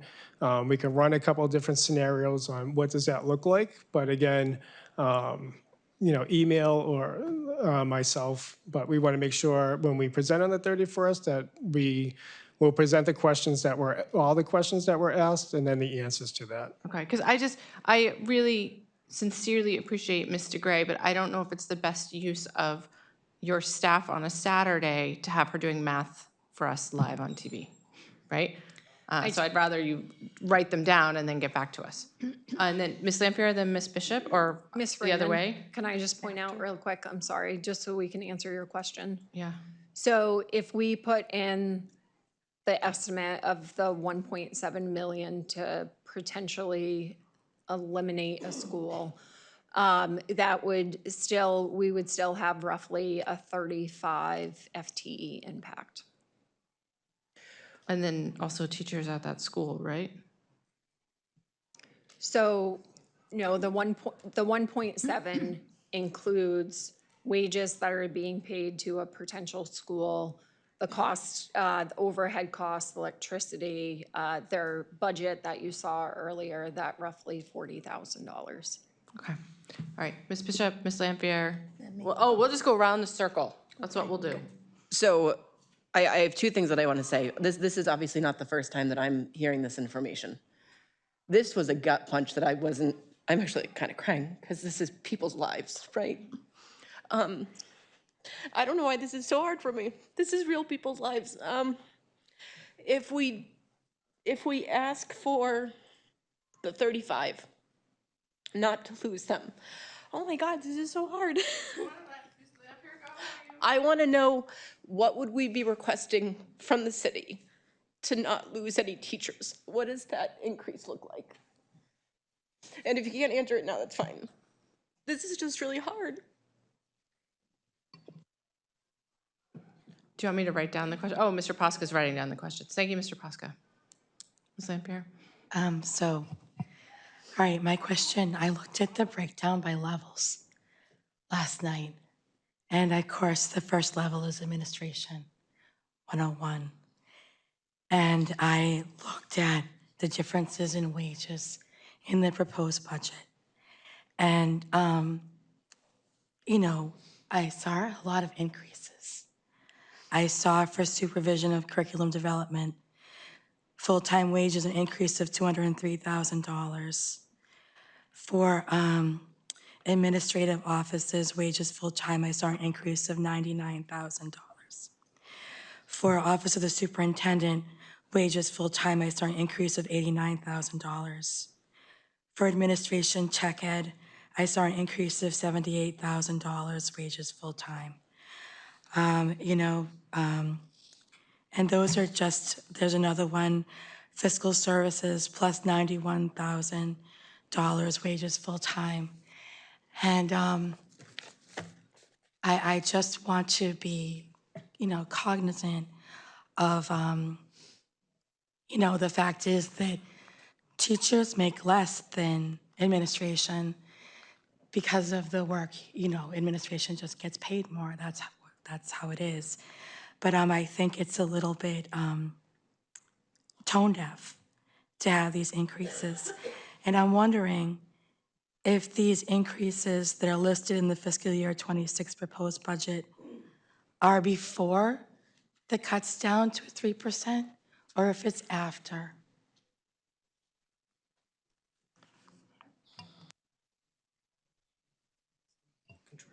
Yep. So some of the increases within the 51s, which is just your overall wages, is any contracts that we currently have in place with increases. You'll see that within each of the individual line items. We do know we have 4 negotiations that we are currently negotiating.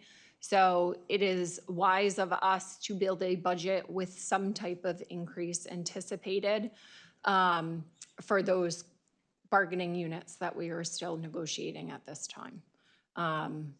So the increases are a mix of current contracts and anticipated contracts. So this, as I went further through these breakdowns, on the teacher level, there was amounts there were decreases. Are those proposed layoffs? Those decreases are because we are currently in a negotiation with the teachers union. But so the decreases in the teachers union, those jobs are going down, but you're in negotiations, should be going up? No. As of right now, there are no decreases, layoffs built into the budget Into that this- you are saying, this into one here? that spreadsheet you are seeing. We cannot, from a data standpoint, if there is a teacher on the top step of the scale, when we move them forward, there's no forward to move them because we are currently negotiating right now. Oh, so that's why it shows the decreases in the proposed budget because you couldn't put that information in. That is correct. Okay. There is all right, a that's- portion in the budget for salary adjustments, which is an anticipation of what we're thinking we potentially might see in those negotiations. So in the A placeholder, right? You just have a Correct. placeholder. so in the administration section, the increases are because that contract is already finished. That is correct. Whereas in the teachers, the decreases are because the contract date isn't there. Yep, we did the NASIS contract last year, and that got agreed upon for a 3-year cycle. So All you're right. going to see their increases, but the 4 contracts that we are negotiating, if they are off the grid, you're not going to see an increase there. All right, that's really great. Thank you so much for explaining it to me. I'm glad you asked that question, Ms. Lampier, because I'm sure people looking at the raw numbers would be like, this doesn't make sense. Yeah, that's what I was thinking last night. I was like, oh my God, what does this mean? I don't. So yeah, it makes me feel a lot better to know the answer. Mr. Shaw, sorry. Yeah, so as a student in the Nashua School District for over 11 years now, every single teacher has been extremely dear to me, and I understand the necessity and importance of all these positions. If we do have to unfortunately cut positions, how would we go about determining which positions get cut and which stay? Yeah. So again, going back at the elementary and secondary level, we'll look at class sizes. So at the elementary and middle school, we're not anticipating many reductions there. At the high school, we will look at enrollment and then course offerings to make any kind of reductions at that juncture. Again, where we look at special education and ELL students, we'll make sure that their needs are met and they're receiving the proper supports. But we'll work with each building principal to look at personnel in their building and go from that. Again, this isn't an easy decision that we're looking at. These, as Ms. Bishop said, these are people's lives. And it's going to be the data that we're looking at and making sure that the district still can run efficiently with the reduction in staff. And at the end of the day, who would have to make that decision? Because I don't want to make that. I would have to make those recommendations. So when it comes to a time to vote on something like that, like last year, the district came to us and said, we want to eliminate the literacy classes at the middle school, and there was a justification for that. And so the board voted to eliminate the literacy program, but then the teacher's contract is what dictated who moved where and whether or not there were layoffs as a result of that. Is that something that we could potentially see similar this time, where you come and you say, well, I think we should not offer, I don't know, basket weaving, which we don't offer, I'm just using that as an example. Or would it be, we need to cut X positions and then not the board deciding which positions, but you and the teachers union deciding? Yeah, so my recommendations will be for certain positions, and then the contract is more about the procedure, right? Seniority, certification, that aspect of it.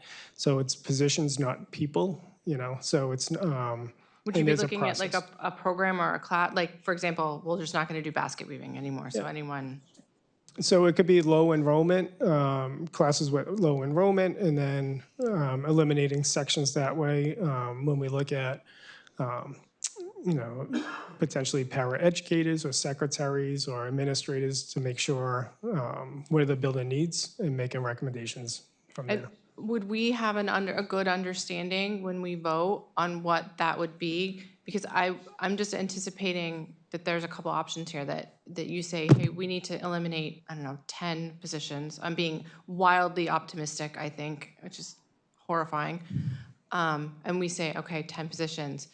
But then later on, we find out we just cut French and we didn't realize it. I can list out where those positions are coming from, but again, at the end of the day, I'd just be really cautious that,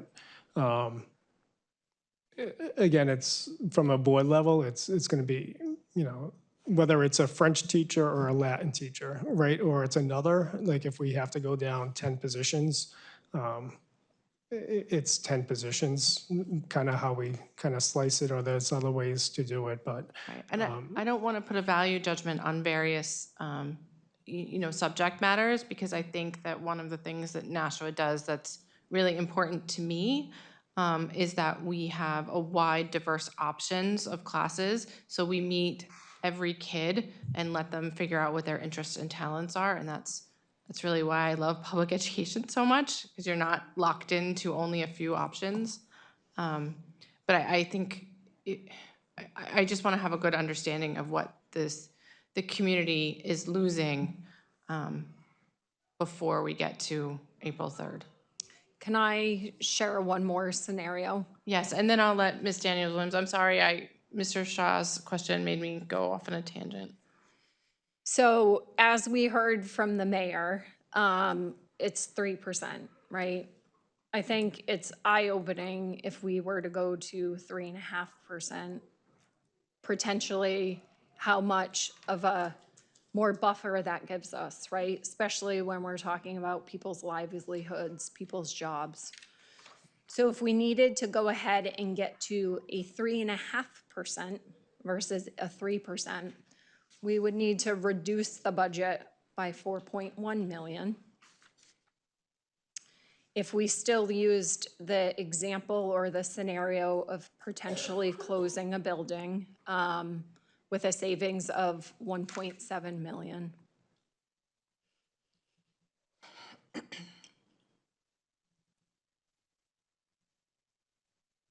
That drops us down to roughly an FTE of 22.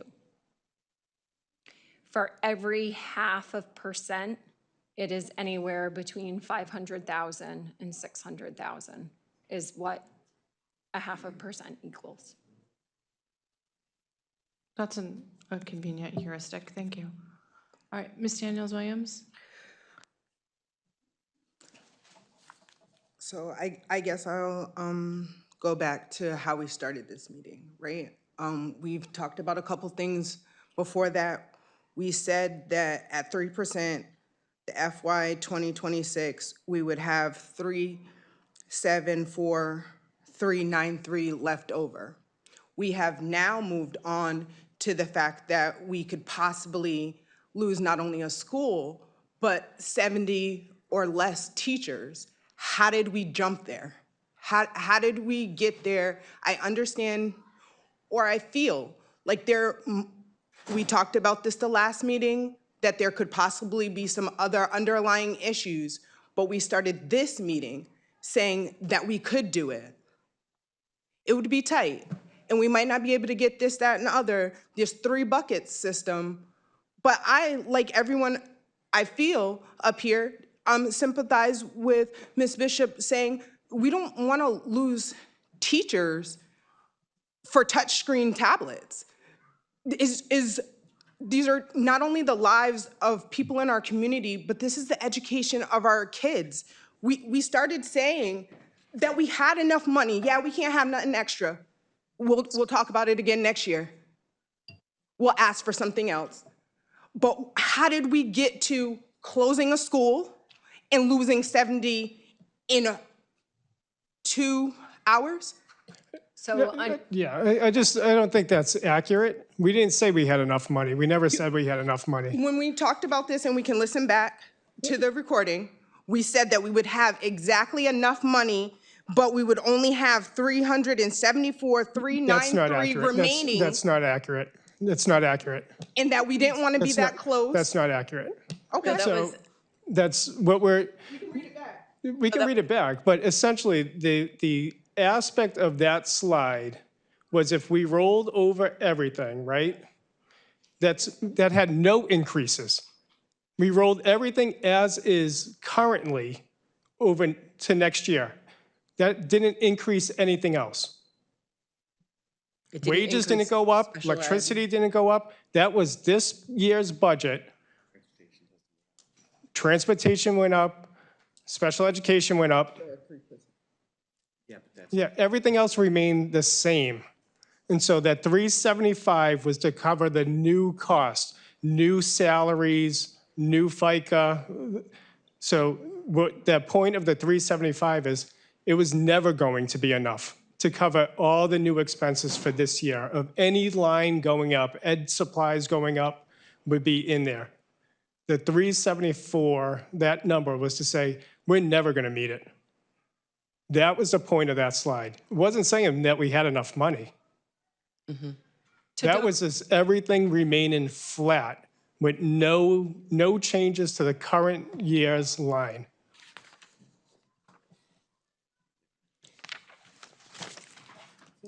I just want to point out, so the budget that sits in front of folks with a fiscal year 26 proposed on it that everybody saw, that is a 6.6% increase. We have heard loud and clear from the mayor's office that it is a 3% increase. So to address the question that was on the table, how did we get to potentially closing a school? How did we get to potentially laying off teachers, admin staff, secretaries, everybody, right? That number's not just saying teachers. That is a layoff as a district. That is, we have to get to that 3% that the mayor is telling us we need to come in at. That's how we got to this conversation. Heather stepped out, so I'm just gonna do the, Ms. Lampier, and then Ms. Daniels-Williams, and then Mr. Claffey. So I'm going to ask about Mount Pleasant, because obviously that is the school that would need to be closed. And one of the reasons I've been so adamantly against closing Mount Pleasant is because the school is so important to the community. And because when we spoke about it 2 years ago, the plan was to take those kids that are in that building and split them 3 different ways into 3 different schools. Now you're saying that if we close a school, we could save about 35 jobs. But what does that mean for the kids in Mount Pleasant? Does the plan remain to split that community 3 different ways? Or do we have some other way of making it so that community is not the only part of our city that pays the price for those 35 teachers? So again, this isn't something, I don't want to close the school, right? But again, I think this was going to be a question that came up that we have to say what a savings would be. Again, the plan all along was to do the facility study, right, to have a 2-year kind of aspect of it. But I wanted to be really transparent and say if there's a potential savings, someone, I've been asked over the last couple of months, what's the savings if we close a building, right? So that hasn't been in the Board of Education's plan to do it this year. But again, someone is going to ask the question of what that savings is. So I'm hoping not to close the building, right? And But so, wait, what would your plan be for those students? so it's similar to what we had a year ago that, we would have students moving to Charlotte, Amherst, and then potentially moving students down Broad Street to balance off some of that enrollment. Again, I And don't want there would be no other changes in any of the schools across the district? Would all remain the same? Well, they're all losing teachers, too. Their lives wouldn't really change? No, I think we'd have to do like almost an emergency redistricting. Because you can't just take students, we don't have any schools that are big enough to absorb 200 students without changes, so it would be a cascade effect. Which is why I think everybody wants to wait for the facilities review plan. And remember 2 years ago, we said, let's see what happens with population, let's do the facility, we had a plan. This is not awesome. But I don't want to just give the impression that we could close a school, even if we made the decision now, right, in April, to close a school, and then we would have to do all that redistricting work by August, which is really tight. And other districts have done it. Conway did it last year. Nobody has fun with it. It's terrible. So again, I just want to go back to the objective of today. And again, at the end this is where we're at, right? We have a couple more weeks and really from getting a direction from the Board of Education on if we meet the mayor's request, or as a board, are we coming in with a different number that we're comfortable with? And that's something that we're voting on. So again, I think there's a lot of work. We're not going to solve the conversations today, but we want to be ultimately transparent on what does it take to get to a 3%. There could be, to Ms. Lampier's, stealing $20,000 here and there, but again, we're going to get to a $4.1 or $4.3 amount, and it's going to impact somebody, whether it's administrators, teachers, paras, secretaries. I don't think there's going to be a way to avoid a reduction in force. Did we go around? I'm sorry, I needed to step out for a second. We started here and haven't gone farther. Wait, I thought Still Ms. going on. Daniels-Williams was asking a question when I left. She Did she- did, and then it started over. But did the other people on this side get No. their chance? No, we, it, Oh, I'm sorry. Okay, I just want to be fair to no, everybody who's it's been waiting. Miss Lampier, Miss Daniels-Williams, and then Mr. Claffey is how I called it when you were out. And Mr. Johnson?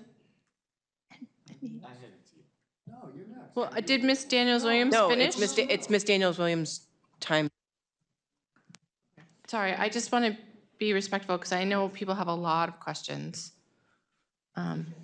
Yeah, so Miss Daniels-Williams? And we'll come around again. I'm not going to make people not ask. So I guess my question is, how do we save the teachers? I mean, we need more than a 3.0 increase from the city. So I think the point of today was this is the dire straits that we're in. This is the budget that we're looking at. This is the money that's being given to us. I think we need to hear the gravity of it, let it sit with us, and hopefully whoever else is watching this meeting so that they understand that this is not a sustainable budget to manage the district that we currently have. We can workshop it in our heads and come back on the 31st. Hopefully there's been, I don't know, maybe some changed minds. We know where our board sits. We don't want to lose anything. But if nothing changes and we're at 3%, then we have to come back on the 31st and have these hard discussions and then have a vote after the public hearing.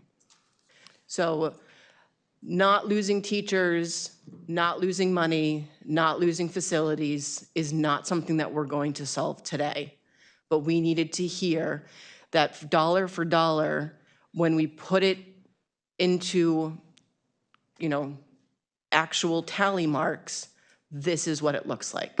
So Mr. Posca was writing things down. So if there is calculations that you would like Mr. Posca and Dr. Android and Mr. Gray to make, I want you guys to say them, like, hey, what else could we cut if it's not teachers? And then Dr. Andrade can bring that back and be like, hey, I looked at it, and if we get rid of, 8 CTE programs, we could save teachers, except for those teachers. Like, I don't know what the answer is, but at least he could come back with something. Exactly. Instead of trying to do it off the cuff today. Right, and that's the stuff that we can email, we can send off to them, we have an idea, we have teachers here, we have parents at home watching, they can email us, we can forward it on. This is hopefully an opportunity for people to provide their input, because maybe we're so entrenched in what we see that we've missed something. So I hope people email out their suggestions so that we can pass it on. Just let's turn over every single rock we can find. Yeah. Right? Do you have another one, Ms. Daniels-Williams? No, I just wanted to say, I'm getting to. this was a very moving meeting today. I think that as we continue to move forward, we are gonna have to look at the wages, but I wanted to say how much that they have moved in the last 2 years. So if we could do a deep dive into that, because I think, like Ms. Lampier said, we are top-heavy. So maybe that's where we can start. And then Mr. Johnson waved off, so Mr. Claffey? Well, I'll yield back to you in a minute. I just want to comment on something that was just said, and that is, if you were caught off guard by this conversation today, I don't know where you've been living. I mean, the initial conversation about Mount Pleasant, was that 2 years ago? Refresh my memory. 2 years ago. Was it that? Maybe more. That was necessitated by a fear that we would be in this position today. That's why we had the conversation. When did the mayor tell us 3%? I don't know, but it's been higher than that of late. So if you say we can't close a school and you say we can't lose teachers, you're not doing the math. The whole Mount Pleasant conversation came up, I think, because people fear. We had $100 million in ESSER money. I'm using Trump speak, millions and billions. Sorry, not political. No politics. But No politicking. we've been living off the federal government for 3 years. The superintendent knew that. So we've had this conversation. It's going to be tough. When did the mayor give us 3%? How recent? 2 months ago or so. Okay, okay, and we've had 4, we had 5. So you have to make tough choices. You can't just say, I want to save teachers, I don't want to lose schools. We're at the point now where and it's going to be tough. I think that's why I think that's why Dr. Andrade and all of the department heads had spent the last 6 weeks making us those presentations. They came in Monday, they came in Tuesday, so that we could understand what each of the departments provides for our community, and then, now we're talking about the raw numbers. So I don't want to give the impression that we just sat on that information for 6 weeks, because absolutely there has been a ton of work going on in the offices at the schools. And we did start off September talking about what our board goals were, anticipating that we were going to be having some major budget cuts. Yep. I wanted to have that conversation back then so that we could all be on the same page walking into this time of the year, and knowing that we all were on the same page with what our values were, with what our morals were, and what our priorities were. So we already know what's valuable to us. So when we're talking about the budget, it's not just hitting us right now. We've been planning for this. I think when we started talking about Mount Pleasant, it was in anticipation of, we're not going to have this kind of money forever. We have a special education population that's growing. We have an ELL population that's growing. We have federal requirements that we have to meet. We, I think, have been planning on how to manage the lack of money for a long time. And I, for one, am really proud that this board has been working together on this, and I think that we did a good job in coming up with our goals. And I think that we have given everybody the opportunity with this way of doing the budget and pushing it out the way that we did and having this Saturday meeting so that we had ample time for community input. Because at some point, we're just going to have to face the facts that this is what we have. And either we're making those decisions or the Board of Aldermen is making those decisions. And I'd rather it be from us, because we're here because we value the public education the most. Thank you. Sorry to So, no, that's all right. Mr. Johnson has been waiting. He gave Mr. Claffey a turn. And then Mrs. Giglio? Ms. Giglio and, sorry. Can I still and- use my time to say something else? Because I wanted to just comment on what Sure, was. I just want to make I know, sure I that just we wanted to don't leave I- out Ms. Prin and Ms. Giglio and Mr. Johnson, who are relatively quiet but have thoughts and Sure, questions. I just have one other thing to ask. Go ask your question, and then we'll go to Mr. Johnson, and we'll go around. No? Okay. No, your turn. I just want my. No problem. Obviously, with all this said and done, one of the things we discussed at the beginning of this school year was redistricting. And we sort of pushed that down the road. I think we really need to start redistricting right after our budget season is done. We have to start that right away. We can't keep pushing it off. If we do have to close a school it's irresponsible to do it without looking at the whole entire school system and making sure that redistricting is done correctly and properly and with public input, so that we're not just cutting something off to cut it off, that we take the time and that we do it responsibly before we get to that point. So with that said, redistricting should start right after our budget season is done. Go ahead, Dr. Andre. I just want, just to that point, I'm trying to think, we had Director Sullivan from the city address us at McCarthy. And again, I think it's not just a Board of Education or a school district conversation. This is a city conversation. I mean, I've said it a few times. What does the city of Nashua look like in 2040? And like, scary enough, that's only 15 years away. And so so it is really, again, working in unison with the city government, with the community. We are doing we'll be starting our 5-year strategic plan on what does our schools look like in 2032. But it is a community conversation. It is more, with all due respect, it's more than the people around this table. Absolutely. It's really, what is the quality of schools? What does funding look like? Again, I think this year, we're hoping, to get through this year without, my recommendation, without closing a school. Because not for anything, in a year from now, we're going to have a difficult conversation around budgets. And so there's only certain savings, but in a year from now, if we're having different conversations, it is, I think the question came out, like, where are the kids going, right? It's a whole different thing. We'll have our facility study, working on a strategic plan, but it is more than a Board of Education decision on what does redistricting look like, because it's about the value of the community. It is about the voices. It's reshaping conversation. So I just want to caution us that it's a bigger conversation, something that we shouldn't rush to if there's other ways. And do we know when we're expecting the facility study? The RFP is coming at the end of this month for a vote, and then as well as our strategic plan. Thank you.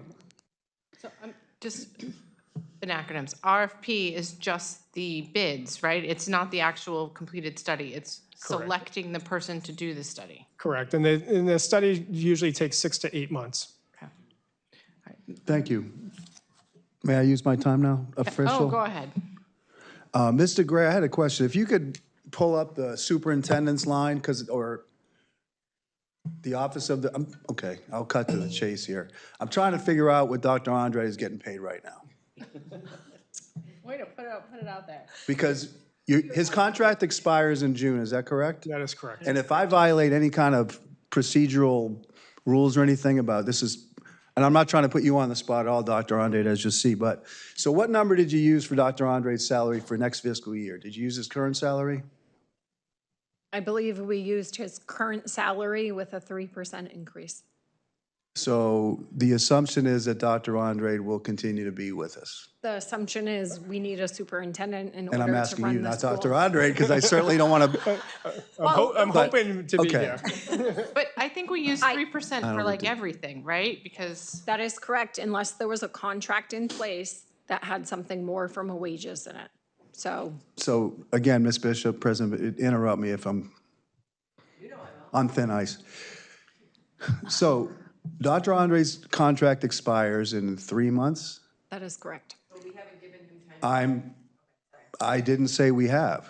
I just said we have 3 months to either get him a contract so we can finalize his cost to the district for the coming fiscal year, or how long would you estimate, Ms. Bitt, it would take to get a replacement Well, I will. without a I will- consulting firm? I will leave this Board of Education if we have to look for another superintendent and go through that hell again.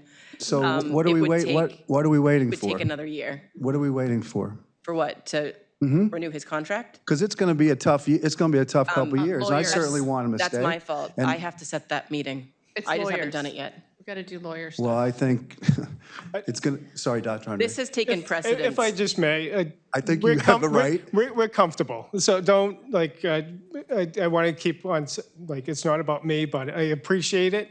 But I think where we are with the Board of Education, I'm comfortable right now. And I'll be leaving in December, so that's good for, that might be an incentive for you to stay, and I'm almost done.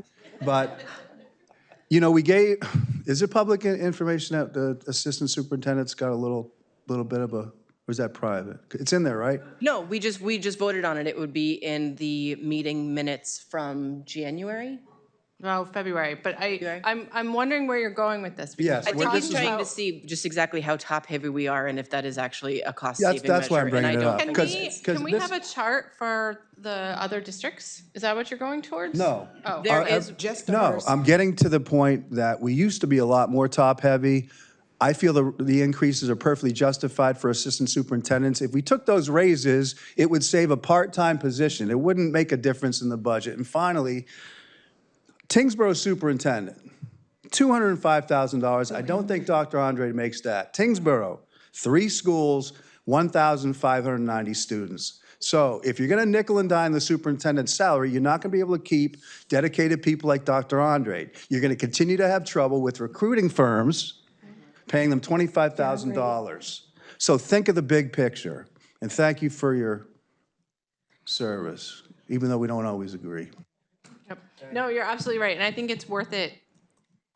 You can go to the Department of Education and see what superintendents across the state are doing, and you can Google what Massachusetts is making, and pretty much every job in government in New Hampshire add $30,000 to $50,000 to it. Are you going to let Ms. Prince speak? So, no, I'm gonna skip her and go to Ms. Gilio.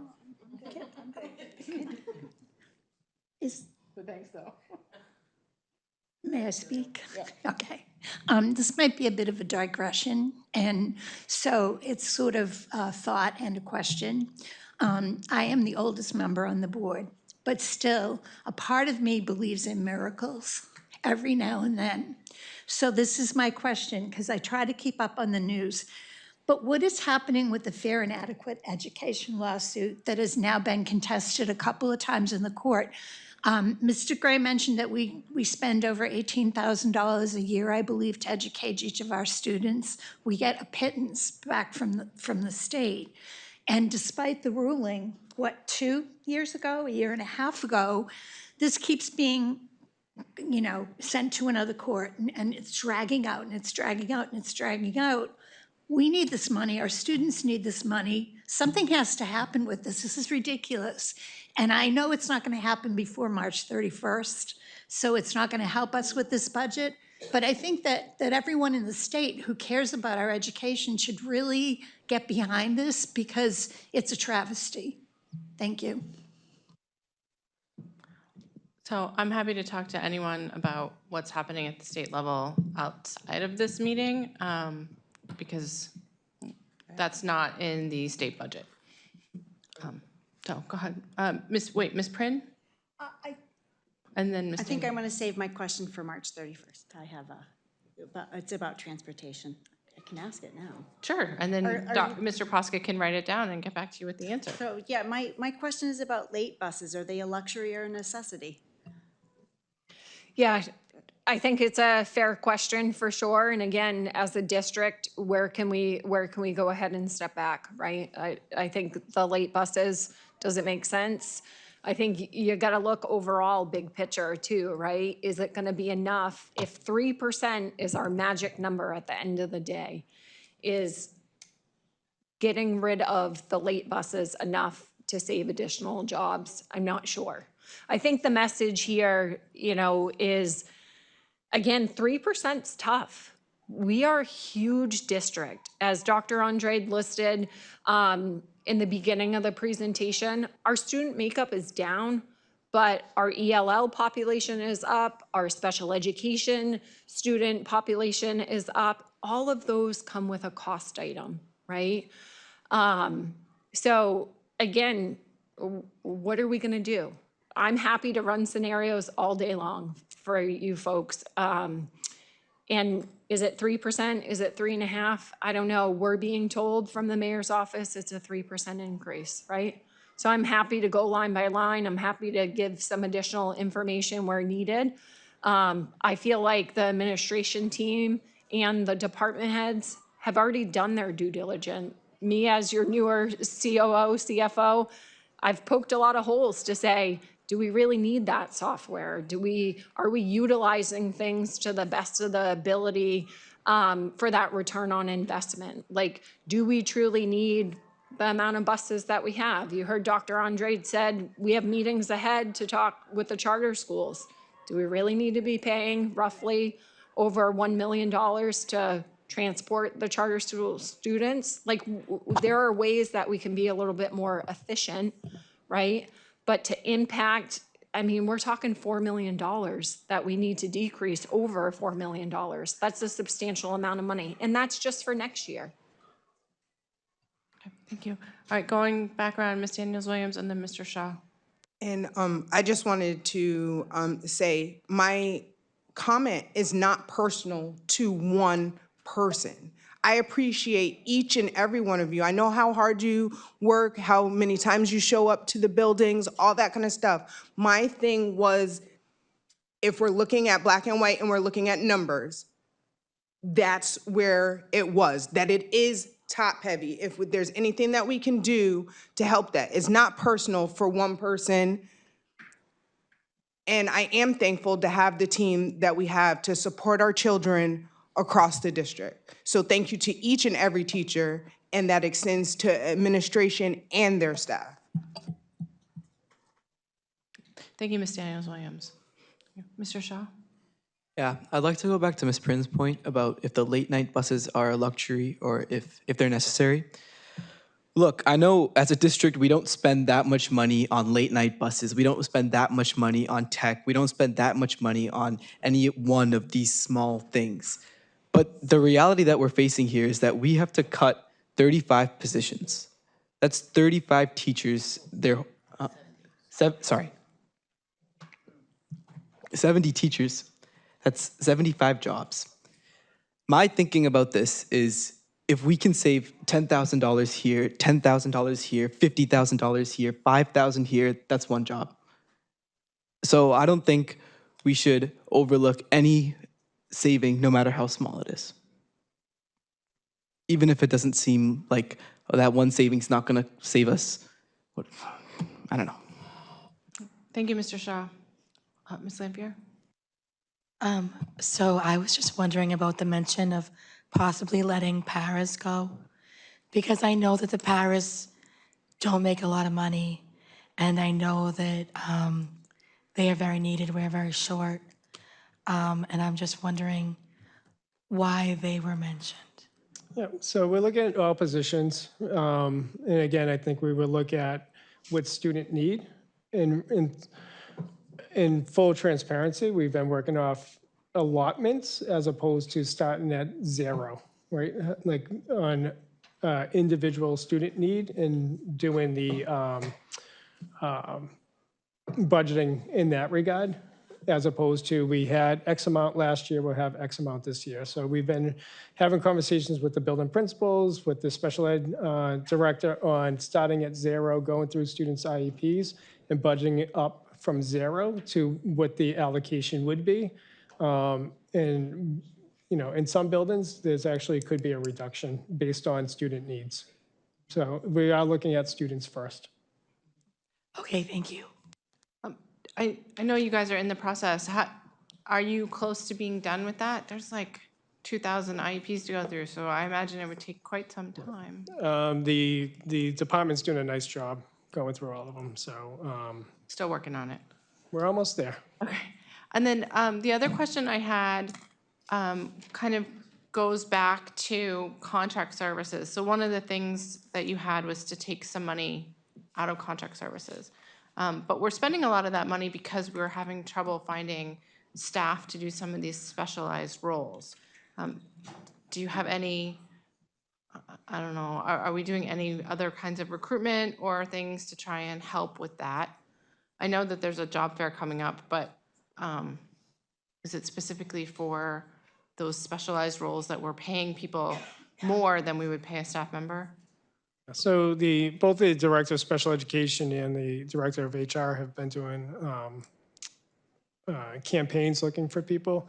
Unfortunately, some of the contract services that are required, people are not coming into the field at that rate. They're making more as an agency, working for an agency than working for a school district. So even if we're looking for a school psychologist or OT, PT people, they're making more working for agencies than working for schools. However, at the end of the day, if it's in a student's IEP, we have to provide those services.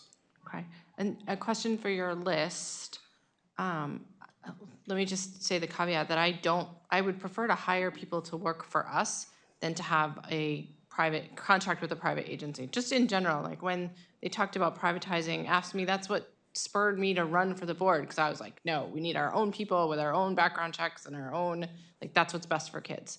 However, do we know if there are any districts that have had any success with using contract agencies, like exclusively for some of this stuff, or is that always more expensive?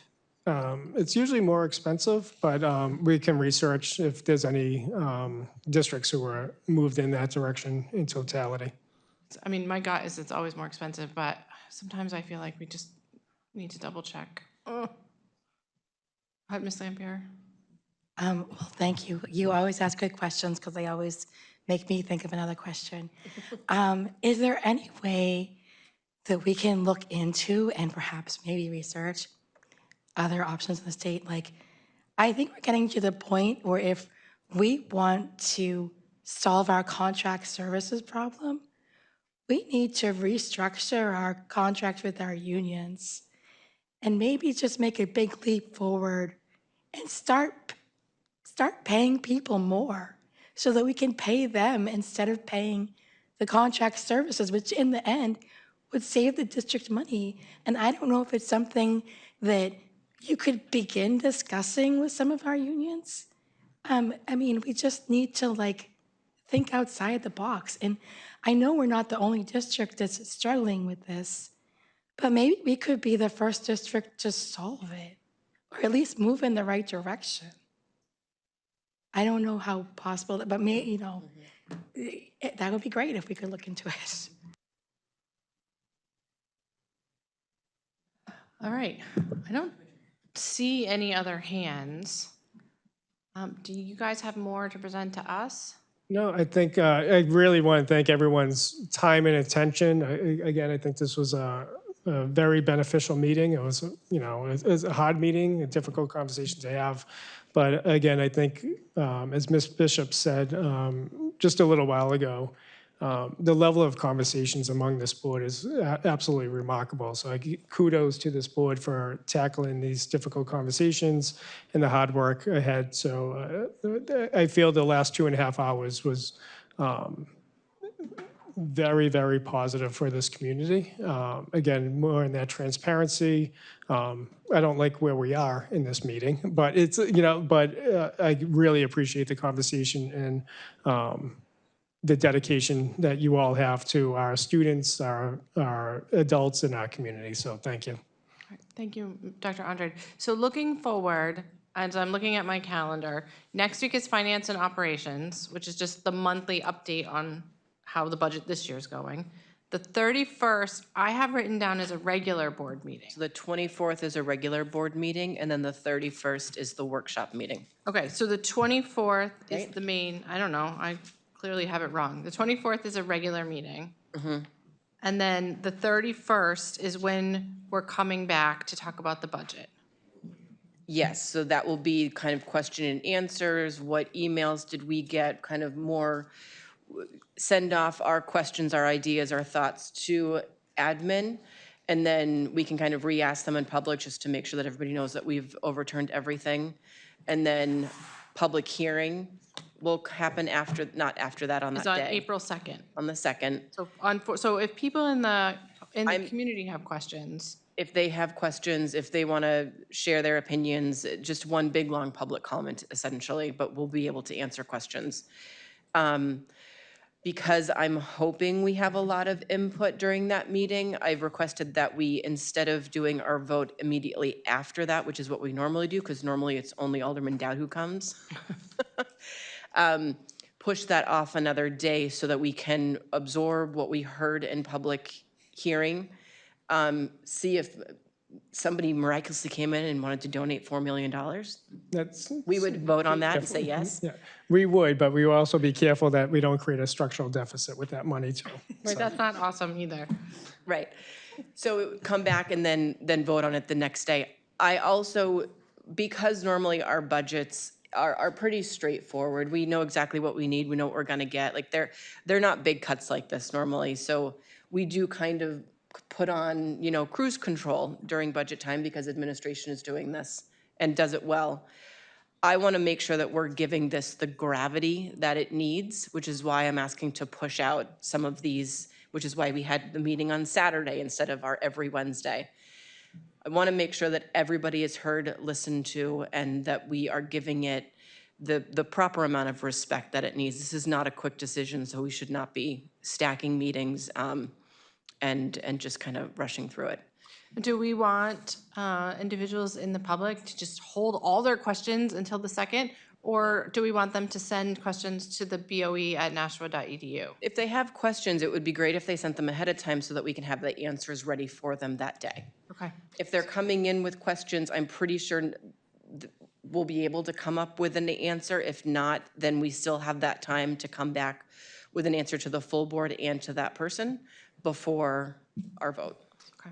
So if I can ask, just for, so questions don't get lost, if questions do come into the BOE from the public, I receive those, and then also,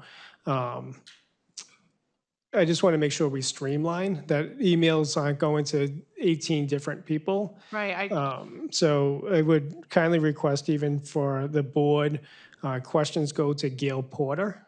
In my office, Ms. Kinsella is going to be on vacation. Oh, lucky her. So I don't want to disturb her on her vacation over the next week or so. But Gail Porter is PORTERG @nashua.edu. oh, poor Miss Porter. And then also, if the questions go to the BOE.edu, again, the board cannot respond to anything. I'll respond in receipt that the board received it.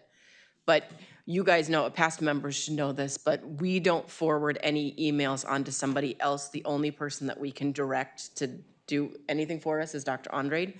So if we get individual emails, forward them to Dr. Andrade. If we get a BOE email, I'll say that we've been in receipt, and then I'll leave it up to administration to deal with. We're allowed to email people back directly. However, you can't, if you reply all, it becomes a meeting. It's a giant pain. Don't do that. But I know some people tend to email me after and like, did you respond to this? I'm always like, yes, I did. So, yeah. So just know I will speak on behalf of the board that we've just been in receipt of it. So don't feel like you need to, you can say in receipt of it too. You can do whatever you want, but they're not going ignored if you don't respond to it. And so when I wake up at 3 a.m. on Tuesday morning with a question that has occurred to me, do I send it to you, Dr. Andrade, or? So send it to myself and Ms. Porter. Okay. Because I also want to make sure I'm not That you missing have a questions. list. At least it's 2 people. Okay, I can do that. Because that will totally happen to me. Yeah. Go ahead, Ms. Daniels-Williams. And I just wanted to see if we could recap exactly the questions that we're asking the public to respond to Ms. Porter. We went over this whole meeting. It was a lot, and I want to make sure that the questions that we want to receive from the public are clear. Like, what's at stake? What do you want them to weigh in on? Do they have any questions directly on the budget, these lines? What do you want the public to respond to you about? Well, Everything. yeah, it's really up to the public. Some people might have an opinion that they want to wait and share at the podium on the second. But some people might have watched this and been like, oh, hey, did the board think about doing this brilliant idea I had? Right. That's what we want them to email. Right. Thank you. I just wanted it to be clear that any and all questions could be asked at this time. Yep, share your opinions, your thoughts, concerns, questions. We're human filters right now. Right. And then, all right, so we will see everybody back here for budget on the 31st. Yes. Motion to adjourn. Oh, wait, Ms. Gilio had a question. No, I was trying to make the motion to adjourn, but I, Okay. Ms. St. Pierre's writing it down. Yeah. okay. All in favor? I. Aye. Aye. Aye. All right, it's 12:30 PM and we are adjourned.